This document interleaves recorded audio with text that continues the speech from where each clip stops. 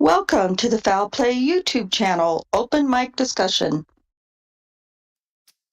Thank you, Just Rhonda. Greetings, everyone, on this fine Monday afternoon, Tuesday morning for the Australians, for Doc and everyone down there. Mid-afternoon for us and across America, and late night for Alice and so many others. So we appreciate you joining us for another. This is Open Mic 108, and we're going to be continuing like Colborn B Netflix discussions. I've seen some discussions actually on Reddit earlier today, and a few on Twitter. So it's being discussed. It's quite amazing some of the things that are said. But anyway, we'll talk about that later. First thing I want to do is make an announcement, and this has been a long time coming. The addition of 2 new mods. And they've been our super mods on YouTube for forever, and they're wonderful. Really great ladies. Catnip and Dark Side of the Moon have now become official mods on our Discord and joined us. So give them a big round of applause, buy them a beer, pat them on the back, whatever. We're so glad to have them. They're such good people. And yeah, so welcome. Welcome, you guys. We're excited. So with that said, absolutely, Doc and Just Rhonda. So with that said, let's do what we normally do. Let's let everyone say hi, so we'll be passing the voice hat around for these various documents, so not one person's stuck on reading, a lot of pages. So let's let everyone introduce themselves right quick, and we'll say hello to everyone in live chat, and we'll get rolling. Alice. Hello, panel. Great to be here again. Hello, everyone in chat. Thanks for coming back so soon. It's great to see you all, and can't wait to see what other drivel comes out of these bloody papers. And congratulations to Darkside and Catnip. Woo woo! Absolutely. Susan, Sister Susan, sugar. Yeah, congratulations, Darkside and Catnip. So great to have you. Hello, everybody. Here we are again. This case just keeps going and going and going like the Energizer Bunny. Insane. It really is. Just Rhonda. Oh, hello, everybody. I am Just Rhonda. And hello to everybody on the panel and everyone in chat. And my most deepest heartfelt congratulations to Darkside and to Catnip. We are thrilled to have you as part of the Staff and Mod team, and it's well deserved and a long time coming, like Jack said. So congratulations to both of you. Absolutely. Jinxie. Hello, everyone. Hopefully I can stay today. My voice likes to be funky. So, hey, everyone. Hey, we like that funky voice. Funky. I'm getting nervous. Not sure if that never the funky is in Discord, not in my voice. Okay. And I'm not sure if Neverly can. Hey, there she is. Hey, Neverly. Hello, everybody. Hi, Jack, members on the team, and everybody in the chat. Just wanted to say hi. I am at work, sneaking out just to say hello and to say congratulations to Dark Side of the Moon and Catnip. We're super excited and proud of them, and we're getting more international, which is my favorite part. So yeah, let's have a good one. Absolutely, Neverly. And Doc, how you doing, sir? I'm doing really well, Jack61, and I'd like to welcome all my fellow panel members and everyone in chat. And thank God we're not addicted. But I'd really like to say a big welcome and congratulations to Catnip and also Dark Side of the Moon. Well, welcome to the family, and well-deserved. Both have been very, very hardworking members. Great to be here. Absolutely. They're such valued in the community at large. They've been around for a long time. They're very fair moderators, super mods in our YouTube channel. We have a specific guidelines, and we try to even go beyond that for, any problems that may arise. So I'm super pumped about having them. They're just wonderful people. Anyway, let's say hello to everyone in the live chat that have joined us so far. Looks like we've got right at 30. There's Passive Bear. Hello. Anthony Hills. Brother Yours. Colette. Hey, Brother Yours, you can jump in and I know it's late for you. If you want to, if you feel like jumping into the voice, certainly you're welcome. And Andy B. There's Bethany. There's Bethany, Graham Moss, Case 10, I think somewhere in a soybean field. I don't know, it's probably dark now. But he's probably got lights on his tractor, so, or her. I'm not sure if Case is a guy or a girl, but whatever. So you be careful out there. There's Gloria. Scrolling. There's, I see Catnip in the chat here. Woo, and Dark.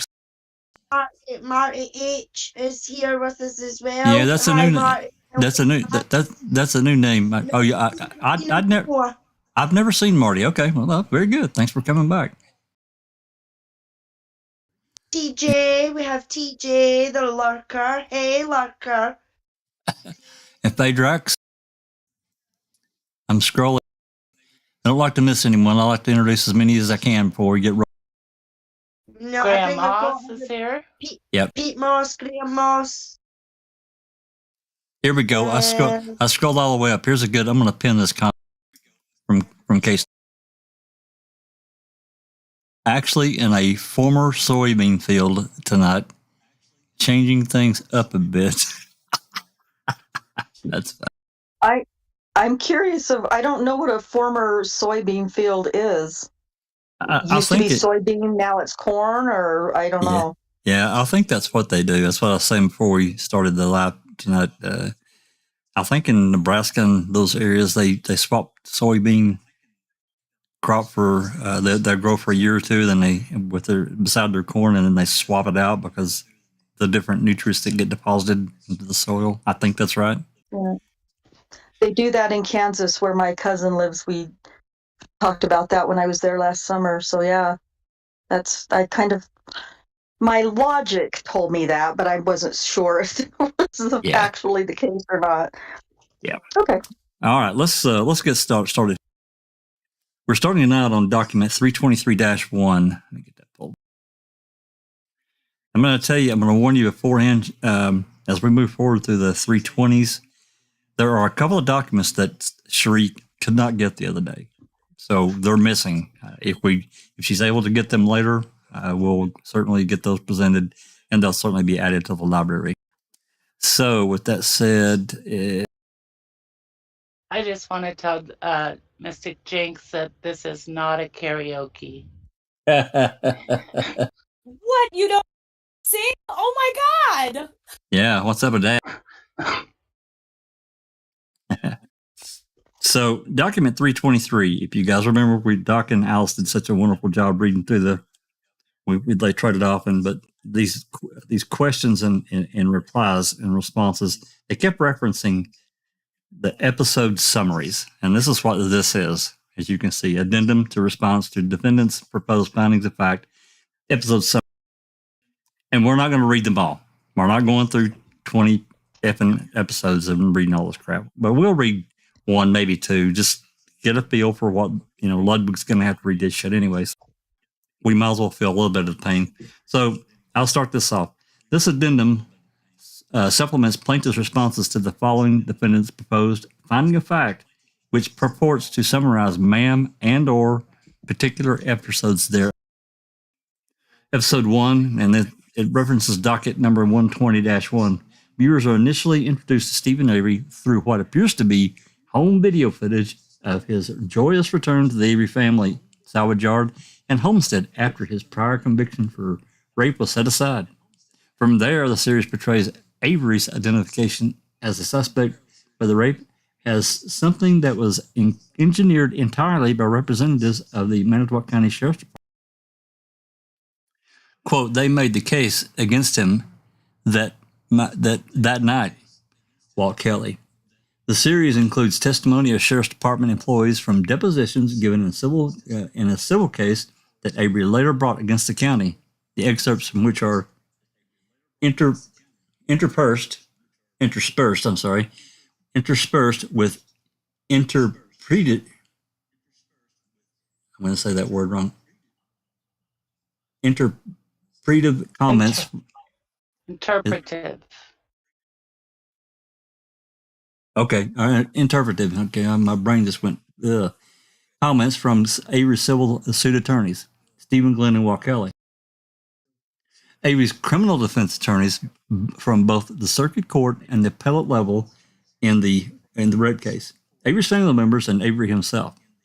The unanimous conclusion of all these individuals is that law enforcement community knew or should have known at the time they pursued the rape charge against Avery that the actual perpetrator of the rape, Gregory Allen, was responsible. Avery's father is featured angrily calling the judge who presided over trial a son of a bitch, and Avery's parents are also shown describing their pain watching Avery endure the rape. The motive for the sheriff's department to attempt to pin the crime on Avery is described as twofold. In part, they were allegedly motivated by class bias against Avery for his family's salvage yard business, and in part, they were allegedly seeking revenge for an incident for which charges were already then pending against Avery, in which he ran the wife of a sheriff's deputy off the road and threatened her with a gun. Viewers are informed that the victim, Sandy Morris, also happened to be Avery's cousin, and that according to Avery, she had badmouthed. Viewers also learn that while Avery had prior brushes with the law, most of them were essentially harmless snafus of happenstance or bad luck rather than evidence of his character. For example, Avery's animal abuse conviction for tossing a cat into the campfire is described by Avery in a voiceover community as a product of friends, quote-unquote, egging him on. And likewise, Avery attributes his decision to participate in a robbery of a local establishment as a product of hanging around with the wrong friends. According to Avery's family, Avery was not the type to commit a serious criminal offense because he was always such a happy, jovial guy. In brackets, Ducat, he was always just happy. Avery's civil suit attorneys, Glenn and Kelly, feature prominently in the episode as they describe what is apparently the evidence that they had intended to use to prove civil case against the county, including among other things, one, an alleged friendship between Sandy Morris and a detective who purportedly suggested to the rape victim that her descriptions of the perpetrator sounded like Stephen Avery. Talking about Dvorak. Number two, a sketch of the perpetrator prepared by a high-ranking member of the sheriff's department whom Glenn and Kelly allege had access to Avery's mugshot as a guide for the sketch. He did. 3. A claim that City of Manitowoc police officer told the sheriff that Allen might be the suspect. He did. 4. Assistant district attorney's warnings to then district attorney Dennis Bogle that Allen, rather than Avery, may have committed the crime. And 5. The discovery that in Avery case file that there was a copy of a complaint against Allen for a prior sexual assault charge for which he had been prosecuted by Bogle. As a result, Glenn and Kelly suggested the case against the county for which they had demanded the 36 men was essentially a slam dunk. Avery's former public defender is shown commenting that it was a quote-unquote crock of shit that the Attorney General's office refused to pursue criminal charges against the law enforcement representatives in connection with Avery's prosecution. Glenn is also shown intoning, is that a word? Intoning? Mysteriously that Sheriff's Department representatives are so quote-unquote threatened by the lawsuit that they are writing quote-unquote memos of things that happened, quote, 10 years earlier, end quote, over a copy of a document that will later be revealed as a memorandum written by plaintiff Andrew.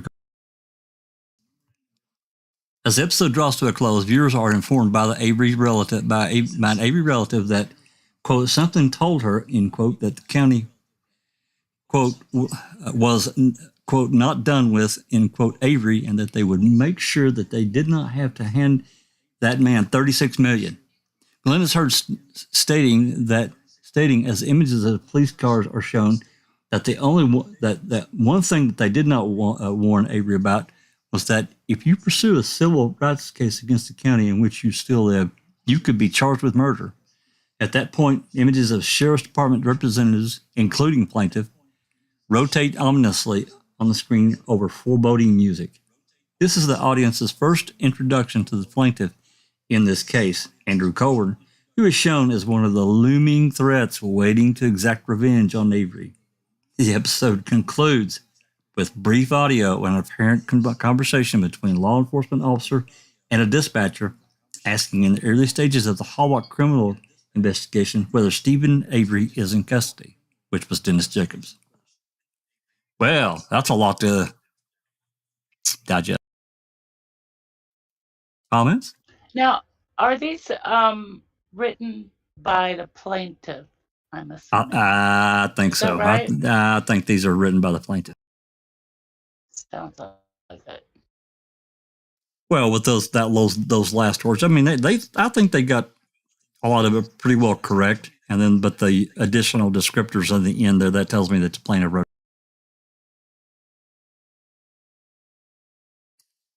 Comments, anyone? Yeah, that's what they are. Well, they've been very consistent in terms of, again, trying to trivialize what happened to Stephen in the past, and they're trying to overemphasize the crimes he committed when he was much younger. It never ceases to amaze me how these guys go to great lengths to push aside the injustice done to Stephen. They're trying to trivialize it. And again, they're trying to now emphasize the fact that they're victimizing Andrew Colborn. And you can see it because you could tell what the people who wrote this précis are all about. And that is to highlight how Making a Murderer has damaged the reputation of Andrew Colborn, right? And so it's the way they've written it is totally skewed. It's not the impression that I got. When I saw the very first episode, it really was more like showing the stage, per se, showing who the main characters were, and you felt a sense of injustice. Here, what they're trying to do is they're very clever in the way they've written this. They're trying to flip the tables. They're now trying to highlight the fact that MAM was now targeting specific law enforcement officers. That's right. It's very clever the way they've done it. They've completely flipped the emphasis of that program. Unbelievable. Yeah, I'm with you, Doc. I didn't necessarily get out of the first episode, even the first several, necessarily that I didn't really get that they were targeting Colborn per se. It was more of highlighting what law enforcement had done overall. It wasn't just about Colborn. I mean, for me. Anyone else? No, if you did, oh, go ahead. Go ahead. if you, sorry guys, if you didn't know who Colborn was, you had no idea what his particular role was. And I thought the way Making a Murderer presented episode 1, they really just showed the stage of how it was going to unpack. Yeah. You sensed that there was an injustice that was done, and it was interesting to see how they're going to reveal this in the later episodes. Yep, I agree. Jinxie? I actually had a hard time getting through that first episode. It was a little slower than the rest, but for me, it was more like a recap of what had happened pre Halbach case. Not, and I don't think it was like really about Colborn per se, just the case from the 80s. You know. Yeah, yeah, and you know, I'm. It's hard to remember now, but it seemed like I don't remember exactly where Teresa got introduced into the episode, but it seemed like they really just pretty much left that completely out of their summary. But I know she's introduced in episode 1. But you can see what they've now done. Oh yeah. Right. You in the way they wrote these summaries, it's now the good guys versus the bad guys. And so the law enforcement are now being portrayed as the bad guys, and every reference to Colborn and any other officer from the NTSO are going to be presented in the worst light possible. And all the injustice done to Stephen and his family is now just being trivialized. Diminished. Right? Yeah, that's right. Diminished. Yeah. Diminished. Correct. 100% correct. Okay. Susan, you want to read the second one? Like I said, we're not going to read all these, but let's to get a good flavor. Let's go ahead and read another one of these. Sure. Episode 2, docket 120-2. The second episode opens with audio of the phone call that Teresa Halbach placed, indicating what time she would be arriving at the Avery salvage yard on what would be the last day anyone else saw her alive. It then launched into a disturbing home video of Ms. Halbach several years prior to her death, in which she says that she wanted people to know, if she dies, that she was happy with what she did with her life. From there, Ma'am jumps back to Avery's release, and an upbeat music track plays over video and photos of Avery and his new girlfriend, while Avery and the others explain that he has set out to live his life anew. Glenn also explains that Avery has become something of a celebrity in the criminal justice field, with politicians posing for photos with him. The audience learns that in October 2005, a criminal justice reform bill was introduced as the Avery Bill, and Avery was likely to receive $450,000 from the state of Wisconsin as compensation for years wrongfully served for the Berenson raid. I wonder if they spelled that wrong, or if that's a typo. I think that's a typo with big time. Yeah. I mean, that's the plaintiff. Glenn explains that this will keep Avery from accepting a lowball settlement in his civil suit. What appear to be quote unquote greatest hits excerpts from the civil suit deposition followed, in which it appears that Kelly is decimating Manitowoc County witnesses. Good Lord. With the air of an amiable gossip relishing his role as raconteur, Glenn then dishes that they learned in the lawsuit about some quote unquote serious meat in the form of a telephone call that was received by Colborn when he previously worked as a jailer. While Glenn speaks, video imagery of Mr. Colborn appears in the background. Quote unquote, what we learned, Glenn says dramatically, is that while Stephen Avery is sitting in prison now for a decade, a telephone call comes into the Manitowoc County Sheriff's Department. An image of Mr. Colburn's report is shown in background while Glenn is speaking from another law enforcement agency, saying that they had someone in custody who said that he had committed an assault in Manitowoc and an assault for which somebody who was currently in prison. Does that make sense? Well, given that they wrote it, yeah, I guess that makes as much sense as it can. Okay, it does. My brain just. The series next jumps to scenes from Mr. Colburn's deposition in the Avery case, but the episode omits scenes that would have disclosed that Mr. Colborn testified that he transferred the call to the detective division. Glenn then continues, quote, Manitowoc doesn't have huge numbers of major assaults where people go to prison, and certainly where people would still be in prison. At a minimum, somebody ought to check this out, close quote. Ma'am also includes a graphic of Glenn is speaking that states, quote, 1995, Gregory Allen is arrested for sexual assault in Brown County. Andrew Colborn receives call about inmate confession, end quote. Glenn continues speaking thereafter, stating, the fellow who got that call was named Colborn, and you might say that there should be a record of him immediately making a report on this. There might be a record of his immediately contacting a supervising officer. There might be a record of it. But if you thought any of those things, you'd be wrong. Because there isn't any record in 1995, 96, 97, 98, 2000, 01, 02, 03. Ma'am then displays a graphic with years running from a timeline image with Mr. Colborn's photograph above it, and a statement after the year 2003 that states, DNA evidence exonerates Stephen Avery.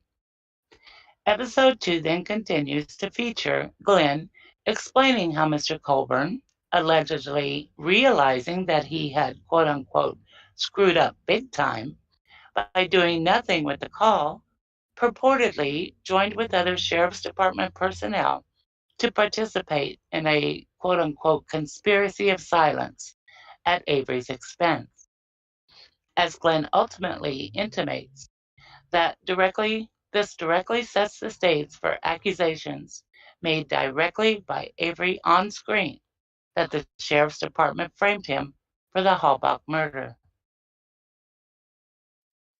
Glenn continues. Do you want me to read these? Yeah, go ahead, read them. Yeah, we'll get through this one. Okay. Glenn continues, quote, now 2003 is a year that has meaning because that's when Stephen Avery got out. And the day he got out, or the day after, that's when Colborn decides to contact his superior officer named Link. And Link tells him to write a report. And then they go have contact with the sheriff. Why does it happen when it didn't happen 8 years earlier? I mean, I think I know the answer. I think the answer is pretty clearly these people realized that they had screwed up big time. Colborn realized it, Link as his supervisor realized it, and the sheriff realized it. But then they jump to another part. Another time. Images of Mr. Colborn, James Link, and the sheriff are shown. Another timestamp directly after that.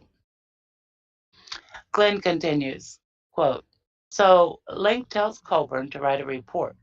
The sheriff tells Link, get me the report. The sheriff puts the report in a safe. That's how much he cares about documenting this thing. Well, obviously it doesn't do anybody. It certainly doesn't do Stephen Avery any good to document that 8 years after the fact, because Stephen Avery has been sitting in a cage. Jump timestamp. Avery voiceover after civil deposition excerpts stating, a lot of people told me to watch my back. Most of the time, I didn't even believe them. But then sitting and doing depositions, I don't know. It kind of changed my mind. They were covering something up.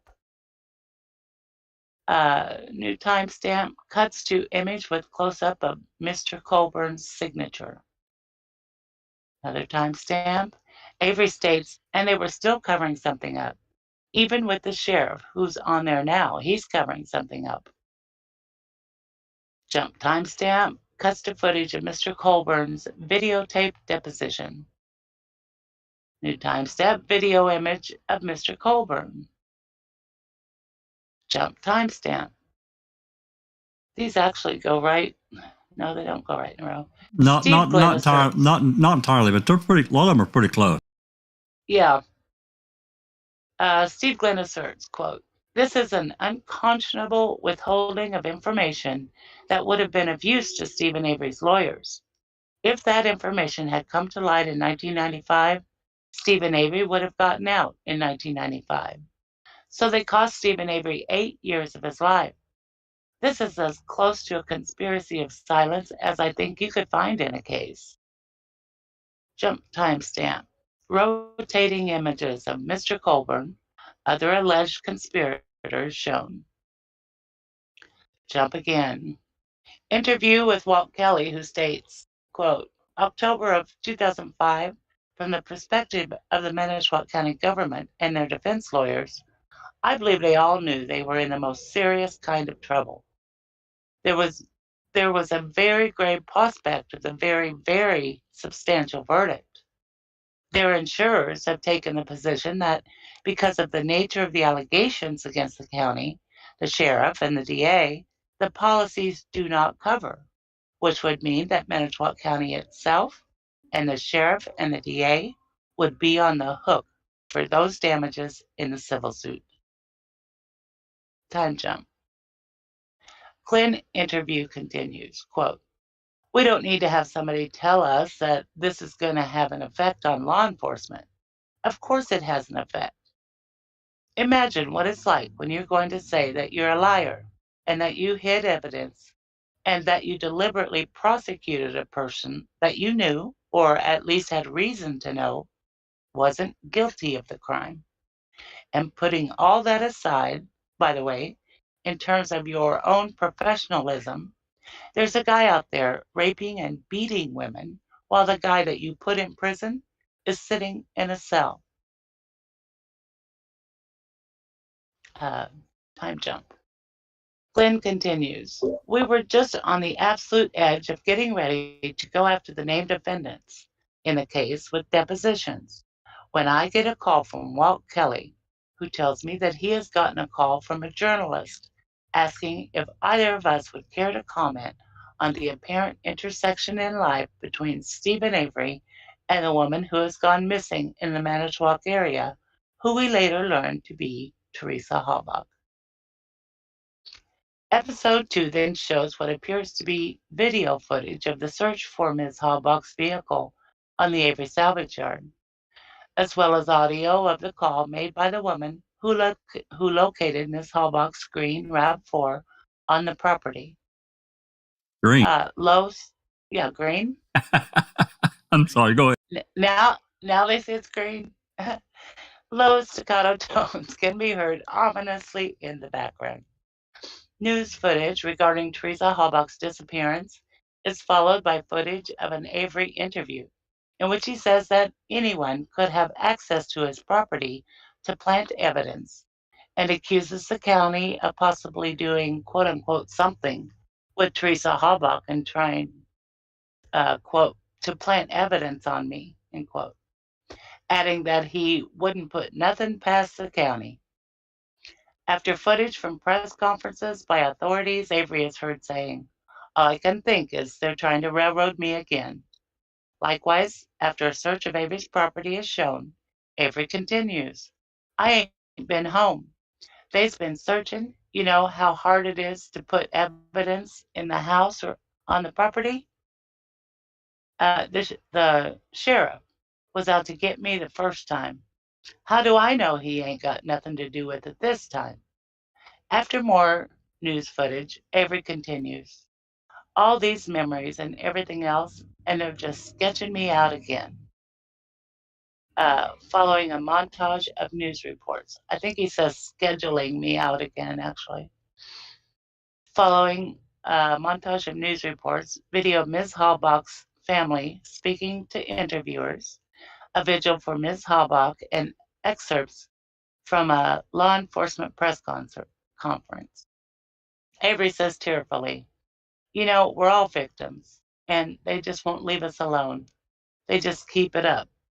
A press conference discloses that Avery has been arrested, but Walt Kelly is heard allegedly telling a news reporter that he does not know where Avery is being held. Footage of an interrogation of Avery is shown in which he says that Ms. Halbach's bones and vehicle key and Avery's blood were planted on his property, stating, quote, "See, if somebody else plants that shit there, you ain't gonna see." The investigator is heard asking him, "You think two officers who don't know you?" The Halbach special prosecutor, Ken Kratz, is then shown explaining that Avery's DNA was found on the Toyota key. Afterward, Avery is heard telling the news media as he is transported to jail, "I'm innocent." The episode concludes as Avery is heard saying, "You know, last time it took me 18 years to prove my innocence. This time, I don't know how long." Over the series theme music. Jesus Christ. God dang. Don't break anything, Doc. For God's sake, keep your iPad away. And there's some whoppers in here, man. I mean, there's some real doozers. And I'll make a couple of brief comments and then I'll let you guys have at it. But, he's talking about in October of 2005. I'll start with this one. I highlighted it. From the perspective of the Manitowoc County government and the defense lawyers, I think by the time that, probably before, but certainly after the Jean Couché deposition, they knew they were in a real pickle with these depositions, and they did not want this shit going to trial at all. And I don't think they would have ever survived summary judgment if their lawyers had to put that up. So I don't know how far. I don't know how it got as far as it even got, Jack. We have the shenanigans and that have went on and that we've picked apart. You know what I mean? It's diabolical. What they've done. Jeffrey Forcombe, who's joined us in chat. TTM's joined us. Our William. Colette and Cher have joined us as well. So welcome to everyone. But Jeffrey says, yeah, I think it's a travesty also. They let their pride affect whether or not an appeal could have granted Stephen earlier release, then scrambled to try and prove they had written a report about it. Yeah, I mean, that in itself, them actually writing a report after the fact makes them look even more dodgier. You know what I mean? Well, if he had wrote the report a couple of days later, okay. 8 years? I'm sorry. I've said it from the beginning. It's dodgy. It's fishy that he does it right after Avery was released. I'm sorry. It is. It's a red flag, a huge one. Yep. Doc. Yeah. Sorry. Alice, you go. No, I was just saying to Jack about your mic being unmiked. Oh, I was going to say these summaries that we're reading actually are very important, and I reckon we should continue reading them, because what they do is they reveal the way Colborn's defense team is thinking, and the way they re-engineered the episodes from the fact that it's now very much Colborn centric, right? So it's all based on what Colborn and how it impacted him, and the way the directors deceived all of us, right? Yeah, we got tricked, right? We got duped, we got tricked, we got brainwashed, etc., etc. But what is very interesting now, thinking about it, it's very, very crystal clear. The problem with Stephen Avery, and I said that in reading with the crew, he's not a Rhodes Scholar. He's not very elegant and eloquent in the way he can express himself, because you can see that the remarks that he said while he was in prison, oh, the sheriff out to get me, and how do I know he didn't do this, and how do I know he didn't do that? They're sort of like throwaway lines. But I tell you what, this civil suit and had to be stopped, as we've discussed. But who they had to silence? It's pretty obvious now. The state had to silence Glynn and Kelly. Oh, absolutely. Because Glynn and Kelly were absolutely brilliant, laser focused, and every word and statement they said were daggers in the heart of the MTSO, Kacerik, and Vogel. Now, Stephen Avery wasn't able to eloquently express his feelings, his concerns, but God damn it, Glynn and Kelly were academically brilliant and knew exactly how to hurt the state. And guess what? When the civil suit fell because of Stephen being arrested for the murder of Teresa Halbach, it also silenced Glynn and Kelly. So you think about that. That's amazing when you think about it.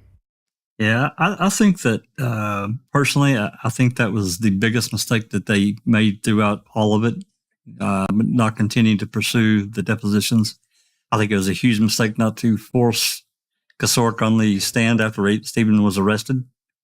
It's true, but here's the issue, right? The judge probably presiding over the civil suit would have probably been swayed by the fact that the person doing or issuing the civil suit has now been arrested for a heinous crime on a young woman. Yeah. So you think about, was he going to receive any sympathy, or would he have received any money at all? Right. Yeah. So in effect, yes, we didn't get to hear Kasurek, we didn't get to hear Vogel, but I'm telling you, Stephen, being arrested for murder, such a serious crime, diffused the entire civil suit and silenced his greatest voices, Glynn and Kelly, who were so eloquent. You know, it's not this part here that's on the screen. Let me scroll just a second. I highlighted this for a reason. It says, talking about Avery, disclosed that Avery's been arrested, but Walt Kelly is heard allegedly telling a news reporter that he does not know where Avery's being held. And this is important because yes, it was true. So, you know, maybe also Doc and everyone in the back of their mind, Glenn and Kelly, that they're thinking to themselves, okay, they're not going to they're playing hideaway with our client. And now they become fearful that if they pursue something more, I mean, of course, these were just the depositions. I mean, this is them meeting in a conference room, basically. It's still legal, but they may be thinking to themselves, well, shit, if we continue on down this road, what the hell else are they going to do to this guy? They're going to kill him? So. And what do they mean, allegedly telling a news reporter? Like they made that up?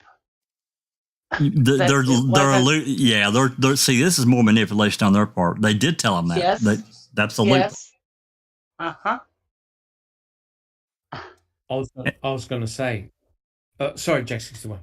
No, I was just going to say, we have the recording, the dispatch calls where Glenn or Kelly, whichever one of them was on the phone with them, Calumet County Dispatch or Manitowoc, whoever the hell it was. I guess it was Calumet, trying to, get in to see Stephen. And then we heard another call where I can't remember who it was talking to Pagel. And of course, by this time, it was like 8 or 8:30 at night. They've been trying to talk to him all fucking day. He's got arrested. And they finally said, well, okay, but, we close at 10 o'clock or blah, blah, blah, blah, blah. So we've got those recordings. They did hide him away, and they stopped him from talking to to his lawyers. Yeah, 100% agree. But I just got 2 points here, 2 quick points. Remember, when Stephen was arrested in 1985, they did exactly the same thing. Kasurek ensured that Stephen was not able to do a phone call. That's right. And the reason that Kasurek gave was, if he rings up his family's going to provide him with an alibi because his family will protect him. And isn't it interesting that back when he was arrested in 2005, they secreted him away so he couldn't get access to his attorneys. And how embarrassing when Kratz and Pagel were sitting at the table, remember? And the news reporters asked him, well, where's Stephen? Oh, we don't know where he is. Oh, yeah, we know where he is, but we can't, So basically they brushed off the reporters so no one can actually talk to Stephen. Right. So again, in 2005, they were putting him in a silo and isolating him. And that's the second time they did it to him. Incredible. And got away with it. Absolutely got away with it. Okay. If you guys are up for it, we'll read another one of these and see what their mindset is on episode 3. Rhonda, you want to read that one?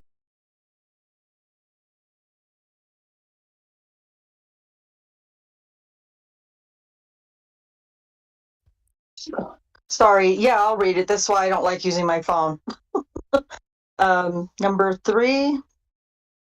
Yes, let me get to that page. Yeah, and it is page 5.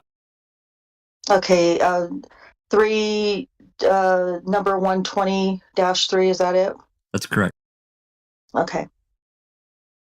Okay, the next episode begins with discussion of the fact that while the legislative reform initiated as the Avery bill would be signed, politicians were distancing themselves from him. Walt Kelly laments Avery's transformation from victim to accused, stating that Avery was endangered in his new role. The series then includes excerpts from the preliminary hearing in the Halbach case, showing Avery's brother stating outside the courtroom that the Averys were willing to pledge their property as bond and risk everything for Avery's defense. Fast-paced guitar strumming signals that something dangerous is underway. After the probable cause finding, Ma'am shows Miss Halbach's brother remarking in an apparent statement to the press that he, quote, doesn't believe, end quote, Avery's attempt to point blame at the Manitowoc County Police, followed by an additional montage-style footage of news reports and other material. A sad conversation between Avery's parents and Avery in jail is shown, in which Avery says that he's ready to give up, as well as a segment that includes Avery's family members reading angry letters from community members, followed by footage of a jail visit by Avery's relatives.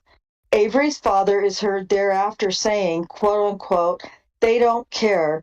They'll take an innocent man and make him guilty. We went through this 20 years ago and we're going through it now again, end quote. The episode then features a number of unidentified individuals playing pool with Avery's brother, Chuck, in a bar. The substance of their comments is as follows. Unidentified woman in a bar states, quote, I really do think he was framed. There's a lot that points to where the sheriff's Bar patron department. Oh, I'm sorry. Yeah, Go ahead. Yeah. It's on that. That's weird. Department could have had something to do with it. And then I don't know if it's true or not, but I also heard that Manitowoc County was not supposed to be allowed in the search, and they were in there and they searched, and that's who found the key. Apparently, after the third day, was the Manitowoc County Sheriff's Department. End quote. Male bar patron adds, I only have one word from the cops on up. Corruption. I mean, big time. I mean, if people dig far enough, they'll see that, end quote. Unidentified female bar patron continues, quote, I don't care what anybody says, that's a lot of money to pay out from here in Manitowoc County. It's a small area, and I really, truly believe the county didn't have the funds to pay it out. And they can say, oh, you really believe the Manitowoc County Police Department and the FBI and everybody came in and they set all this up just to have Stephen Avery guilty of this thing? Yes, I do, end quote. The series then reveals Avery's settlement of his civil suit for $400,000, in which Avery is described as receiving $240,000, while his attorneys received $160,000. In a telephone call with his sister, Avery is heard explaining that he, quote, had to do it, end quote, in order to obtain funds to pay a private lawyer for the Halbach defense. He adds, quote, this way they figure they just got away with it. They can do it again. You know, it ain't going to stop them, end quote. Glenn describes the consequences of the settlement as horrendous because, quote, nobody was being held responsible for what happened to Stephen Avery, end quote. In a telephone call from Glenn to Avery, Glenn also introduces viewers to Avery's new private attorneys, Dean Strang and Jerry Buting. Glenn praises them and states that the Manitowoc cops respect Strang and that Buting has handled cases involving high notoriety. Buting and Strang are then shown on the salvage yard investigating the scene, followed by Strang's comments. Strang says in an apparent ma'am interview, quote, I didn't see them plant evidence with my own eyes. I didn't see it. But do I understand how human beings might be tempted to plant evidence under the circumstances in which the Manitowoc County Sheriff's Department found itself after Stephen's exoneration of the lawsuit, of the Avery Commission, of the governor hugging Stephen and holding him up as an example of the criminal justice system gone wrong? I don't have any difficulty understanding those human emotions at all, end quote. Buting is in an interview that was apparently also for MAM, states, quote, so you've got motivation of the officers to want to get him. And then when lo and behold, there's this woman who disappears and one of the last people she saw was Stephen Avery. Now we've got him. Aha, we knew it. They conclude that he's guilty right off the bat. And they thought, we're going to make sure he's convicted. And they helped it along by planting his blood in the RV and by planting that key in his bedroom. Excuse me. Avery then says in a voiceover, quote, I got a better chance now. I got lawyers, the best ones in Wisconsin, both of them.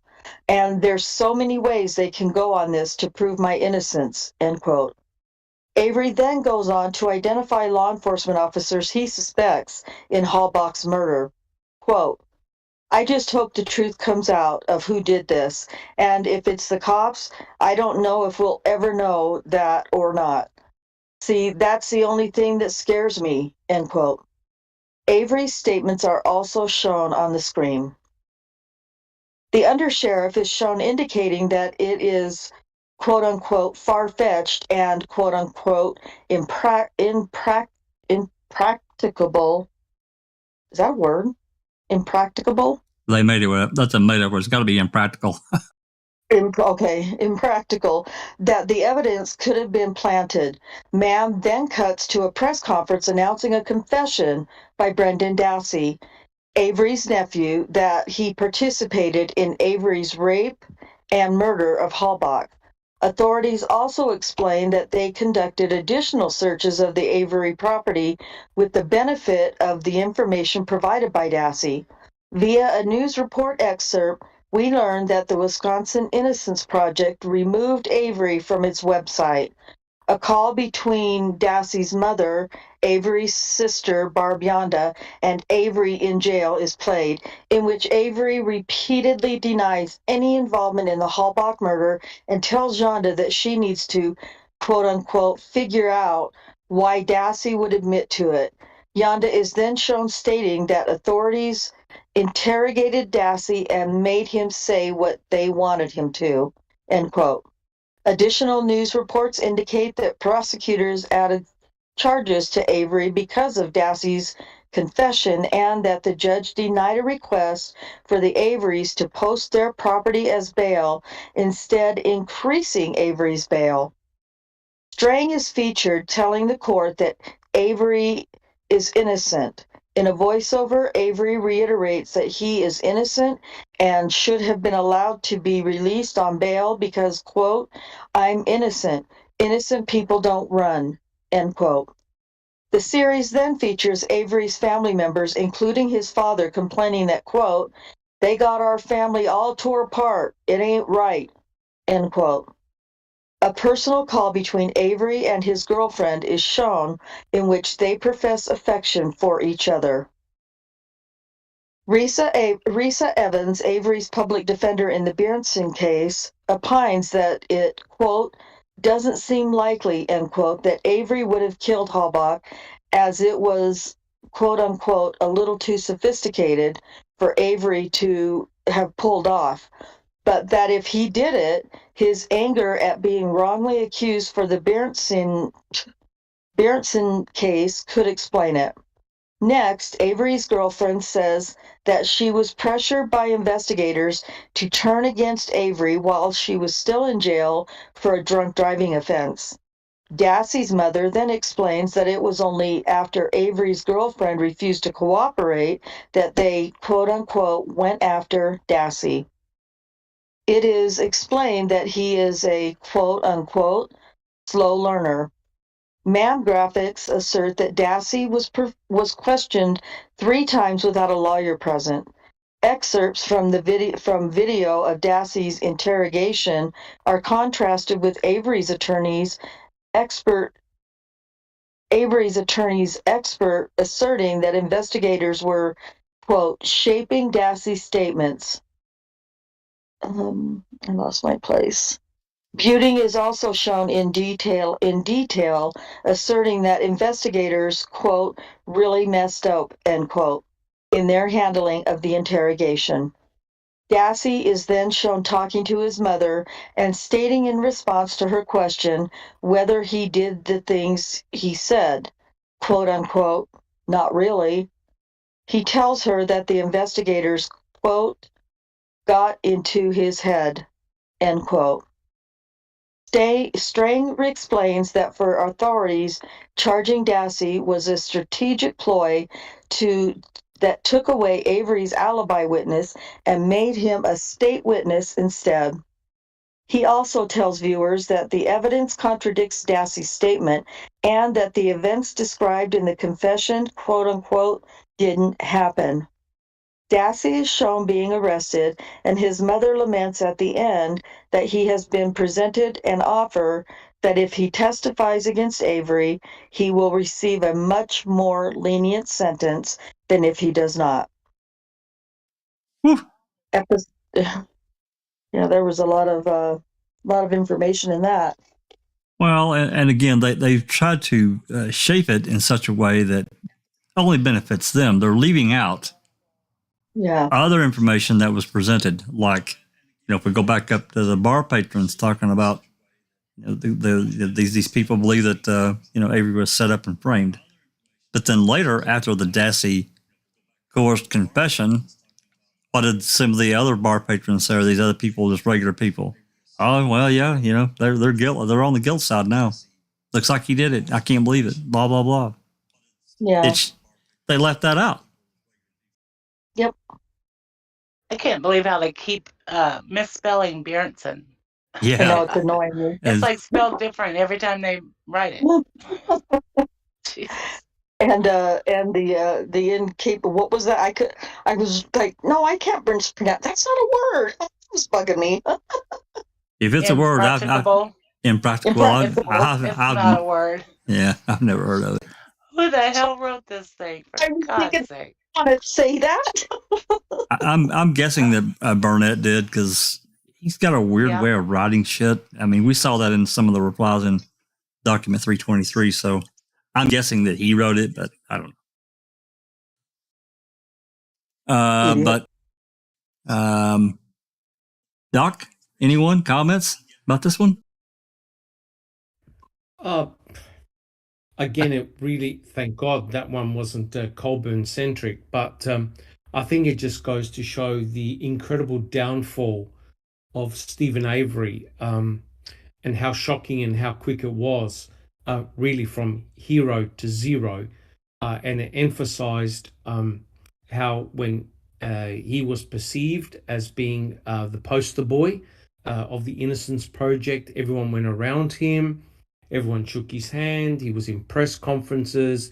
The governor and everybody else were talking it real tough, and they had the Avery bill. And as soon as he got charged for Teresa's murder, everyone ran away.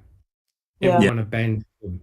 Instead of asking the real hard questions like, this seems rather odd, they all protected their own turf, and people that at first supported him and said, what an incredible injustice, this is horrible, including Mike Greaseback, of course, right? It's amazing how quickly everyone very quickly disassociated themselves from Stephen and his legacy. Yeah. It was really, really, it was pitiful. It was pitiful. And talking about this 400,000, there's another story behind that again gets left out. In the fact that the Hawbucks tried to take that money immediately, but of course, and at the same time, he gets this money. He doesn't qualify for public defender anymore. He had to hire lawyers. Now, as I understand it, Glenn and Kelly, they are the ones that dropped the names for Beating a String, and they were good lawyers. Now, nothing Yeah. against Beating a String, but I'm going to tell you, personally, I wish Glenn and Kelly had defended Stephen. That's me Yeah, personally, I agree. because they're really experienced lawyers within the state. Of course, by that time, they switched to civil litigation. I mean, criminal defense, we see it. I think it's a totally different animal. Totally different animal. And Yeah. they're more assertive, Glenn and Kelly. They're more assertive of Yeah. rather than Building and Strength. And I think that's what lacked the assertion, even if not aggression, because you were going against Kratz and Fallon and what's his name? Gone. They were very aggressive. Yeah, they're very focused. You're right, Never. Yeah. And dirty Yeah. players. Well, yeah. We can never forget that first jury vote, though. Yes. Yes. I think Buting and Strang, convinced the ones that weren't prejudiced against Stephen that he was innocent. Yeah. Yeah. I was going to say, I do agree with Neverly. Someone like Glenn and Kelly were not going to be intimidated by the likes of Kratz, Fallon, or Garn, because these guys, Glenn and Kelly, they're heavyweights. They know the law. They know exactly what to say. They know they are very, very laser focused. They're not wishy-washy. They make each one of their statements count, and that's very important. What I found disappointing in a way, and I know I'm probably going to get criticized, but Strang and Buting a lot of times demonstrated a lot of fluff in their arguments. And as a consequence, the points that they were trying to make was lost, right? And they danced around Colborn and also Eisenberg a lot. Kelly and Glenn went for the throat and the jugular at all times. They weren't intimidated. And remember, they also spoke with Fallon, right? You're doing the deposition reading. You did it just a day ago. They didn't care who they were talking to. Nope. They wanted to make sure that they were going to get justice for Stephen. And when you think about it, Stephen was changing things in Wisconsin, right? You had the Innocence Project with a huge success on their hand. And you had the Avery bill. You could imagine, to the likes of people like Kacerik and Vogel, this was a death knell for them. How can a son of a worker in a salvage yard completely flip Wisconsin upside down? That's exactly what Stephen Avery was doing. And you could imagine, right, with people like John Farrak writing articles in the media all the time, keeping the entire thing alive all the time, and we're reading it, right? Reading with the crew, you can see that Wisconsin had the dogs barking at them constantly. They needed to shut all that down. How were they going to do it? Pin Stephen for a murder. That's the only way all the noise was going to disappear. And by God, it actually happened. Doc and everyone, you really kind of alluded to this, but what I noticed from Beating and String, I mean, we get a lot more reading the transcript, but what I noticed is a lot of times with these various witnesses, they had their argument and they would walk these people right to the edge of it, and then they stopped. Mhm. Yes. And that Right? was so frustrating reading those transcripts. It was very frustrating because they had their argument won, but they would back away from it. And I'm like, what are you doing? So, yeah, absolutely. Yeah, correct. 100% correct. And we saw that especially with Eisenberg, who bullshitted her way through her testimony, Colborn, who bullshitted her way through her testimony, whereas someone like Glenn and Kelly, or even someone like Scapicchio, would have absolutely gone for the jugular, right? And for example, we talked about item FL, the contamination of the negative control. They wouldn't have stopped just there. They would have gone for the throat, right? That would Absolutely. have really embarrassed, absolutely embarrassed the state. And I'm telling you right now, Glenn and Kelly would have ripped Kaseric and Vogel a new one, but they never got the chance. Yeah, I completely agree. Okay. We've read 3. Do you guys want to do one more before we move on? These are pretty interesting. Is that okay with everybody? One more? Oh, yeah, it's fine. Fine with me. Yeah, they're interesting. Keep going. Yep. Sure. Alice, you want to read number 4? Yeah, sure. Episode 4, docket 120-4. Episode 4 opens with more of Brendan Dassey and his mother agreeing that he is not guilty, followed by photographs of him as a child. Avery is then heard saying that he, quote, feels sorry, unquote, for Dassey, even though Dassey's statements made Avery, quote unquote, look bad. The viewers are also introduced to Dassey's new attorney, who describes his client as subject to the influence of, quote unquote, evil incarnate, an apparent reference to Avery. Avery is also heard explaining that he knows that Dassey was coerced into his confession because Avery himself did not do anything. The court denies Dassey's motion to suppress the statements made to investigators. Teresa Hallback's brother is shown saying that the decision as, quote unquote, a big victory for the Hallbacks, but he is shown admitting to a reporter that he had not seen video of the confession. Dassey's investigator is then shown eliciting a written statement from Dassey that is also incriminating, even though Dassey says several times to the investigator that Dassey was, quote unquote, only there for the fire. Law enforcement officers are then shown interviewing Dassey outside his attorney's presence, apparently at his attorney's request.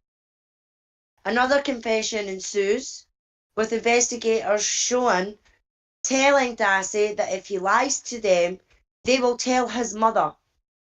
In the audio of a phone call between Dassey and his mother, he says that he was there and that Avery did commit the crime. Avery's mother and his mother, he says that he was there and that Avery did commit the crime. Avery's mother is shown saying that she knows they are innocent, but now Janda doesn't believe her. Avery is then heard complaining that he won't get a fair trial because of the amount of media coverage in the case and asking, quote unquote, where's the justice? His girlfriend says in an interview that she spoke with Avery twice, night of Hallback's murder, and he sounded normal. Avery's father says that he doesn't think that Avery would kill Hallback when everyone knew she was coming there that day. Avery's investigator then criticises the number of searches of the Avery property during the investigation. He says that as a result of the number of searches, quote, the key was worthless, unquote. He also claims that investigators claim that only DNA found on the Toyota key is, quote unquote, patently ridiculous, and indicates to him that the key was, quote unquote, scrubbed clean, and Avery's DNA was placed on it. Butin is shown criticising the state's evidence. Attorney Butin, in an interview for MAM, states, quote, some might think, our hands were tied, that you got a client who's saying that he's being framed. Publicly, that's kind of the defence you'd better go with, but it really wasn't that way here. The defence was raised because we think the evidence pointed that way, unquote. In clips of an apparent news broadcast, then Sheriff Peterson is heard rejecting the notion that law enforcement would have framed Avery, saying it would have been easier, quote unquote, easier just to kill him. Strang is shown calling the statement quote-unquote insane. Brendan is then heard telling his mother in another call that he was not involved in Hallback's murder. Avery's girlfriend suggests that she is drinking again in order to deal with the stress of the charges against Avery. She is then rearrested for drinking, and prosecutors allegedly pressure her to have no contact with Avery in order to stay out of jail. Avery's father is then shown looking at pictures of Sheriff Department representatives. Sheriff Peterson is then shown testifying at the Hallback trial and cross-examination by Strang. Dassey's mother is heard on the telephone telling Dassey not to agree to plea deal. Dassey not to agree to plead guilty, despite his attorney's apparent recommendations. Avery's father says angrily, quote, "An attorney's supposed to work for you. That ain't no lawyer," unquote. Dassey's attorney is shown suggesting to a news reporter that Avery is orchestrating Dassey's request to terminate his appointment as Dassey's counsel. However, Dassey fails to persuade the court that he should be provided a different attorney. Dassey's mother is heard saying afterwards on the way out of the court, quote, "Dirty bastards," unquote. A news report of a statement by Strang then says that he denies that Avery is involved in Dassey's request for another lawyer, but that the family is frustrated that no lawyer is really defending Dassey. Meanwhile, Avery's father is heard informing Avery that Avery's girlfriend is breaking off their relationship, apparently in response to pressure from authorities. Dassey's attorney summarises a letter that was sent by Dassey to the judge, indicating that Dassey was not involved in Hallback's murder and that he was merely at a bonfire later.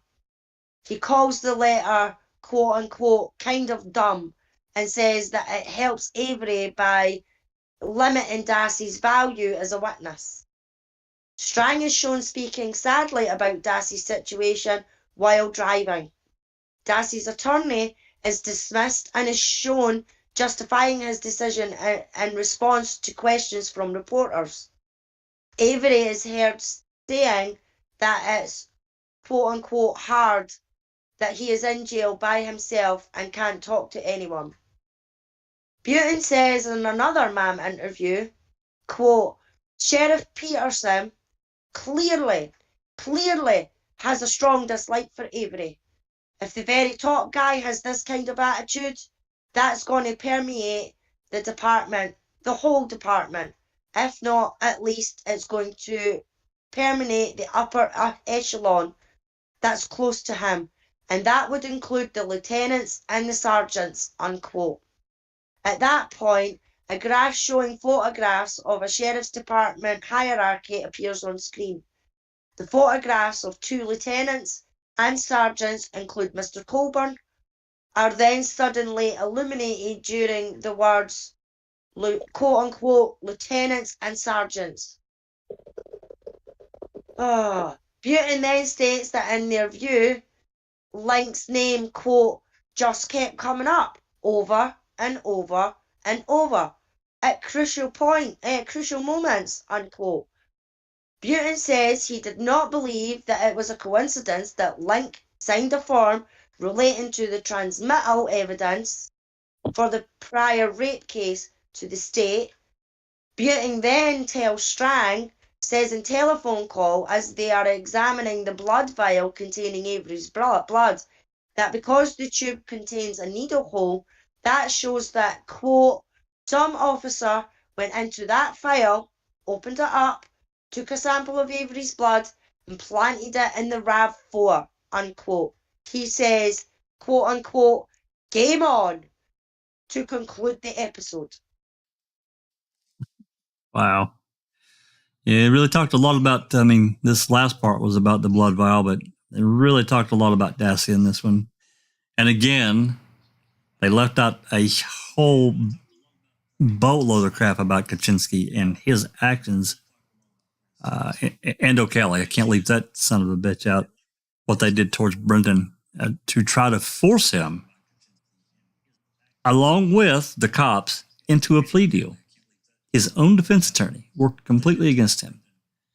Yep. And then eventually, of course, he got dismissed, but the damage was done. They didn't even mention O'Kelly's name. No, not at all. Yeah. No, they just said investigator. Because he was mentioned as the investigator because it says it then cuts to the investigator getting a written statement for Brendan, and I think that's the O'Kelly interview that they were on about. Yeah, it's Yeah. yeah. Clearly, these are totally geared towards benefiting their side, and hopefully, I'm sure there's going to be a rebuttal somewhere in here to this, a reply, and I can't wait to see what. I don't really see how it benefits them. I mean, they're laying all this stuff out that's so sketchy. Yeah, I agree, Susan. Does it really benefit them though? What it does is make them look ridiculous, for sure, in my opinion. Well, yeah. Anyway, all right. Any more comments before? Because I'm ready to move on because I think we get the gist of what these are about. There's 17 pages of this document alone. I think this next document is more of the same. So, Doc, Alice, anyone got any more comments before we move on? I just wanted to make the comment. It goes to show, this episode goes to show how things rapidly went downhill for both Stephen and Brendan. And I thought it was a pretty honest, gut-wrenching episode. And it goes to show that you've got to be very, very careful. The takeaway lesson here is that you do not say anything to an investigator unless, especially if you're a child, unless you have an attorney, a competent attorney, or an adult present. Because as they say, the words can and will be used against you. And that's precisely what happened against Brendan. And it just showed the way things rapidly went downhill. Very sad to see. Yeah, and demand any such meeting be recorded, video and audio recorded. Correct. Yeah, I agree. That's a good summary. All right, I'm going to move on. This is 323.1. So let's move on to this next one. This is one we do not have the actual originating document, which would be 324, but we do have 324-1, which again is another addendum to the proposed finding of fact, and it again goes into listing these various episodes, these summaries. So we're not going to read them. I'm just putting down here to show what we've got. The next one is 325. And I think, this is a 30-page document. Plaintiff's additional proposed finding of fact. And, Susan, are you up for reading this document? Or at least starting it? You don't have to read it all. We can split off if you want. You want to get a drink? Yeah, sure, Jack. Yep. So you want to read this? Which one is it? This is document 325. Do I need to drop it in the Discord chat for you? Yeah, that'd be easiest. So, I think I have it downloaded, but it'd be easier if you do it. Exactly. okay, I dropped it in the Discord chat. Oh, yeah. I appreciate that.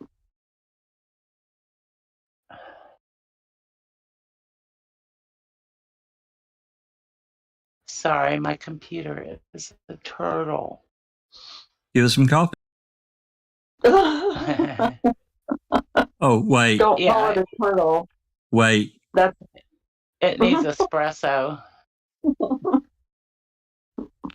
An IV connection, an IV drip, huh? Yeah.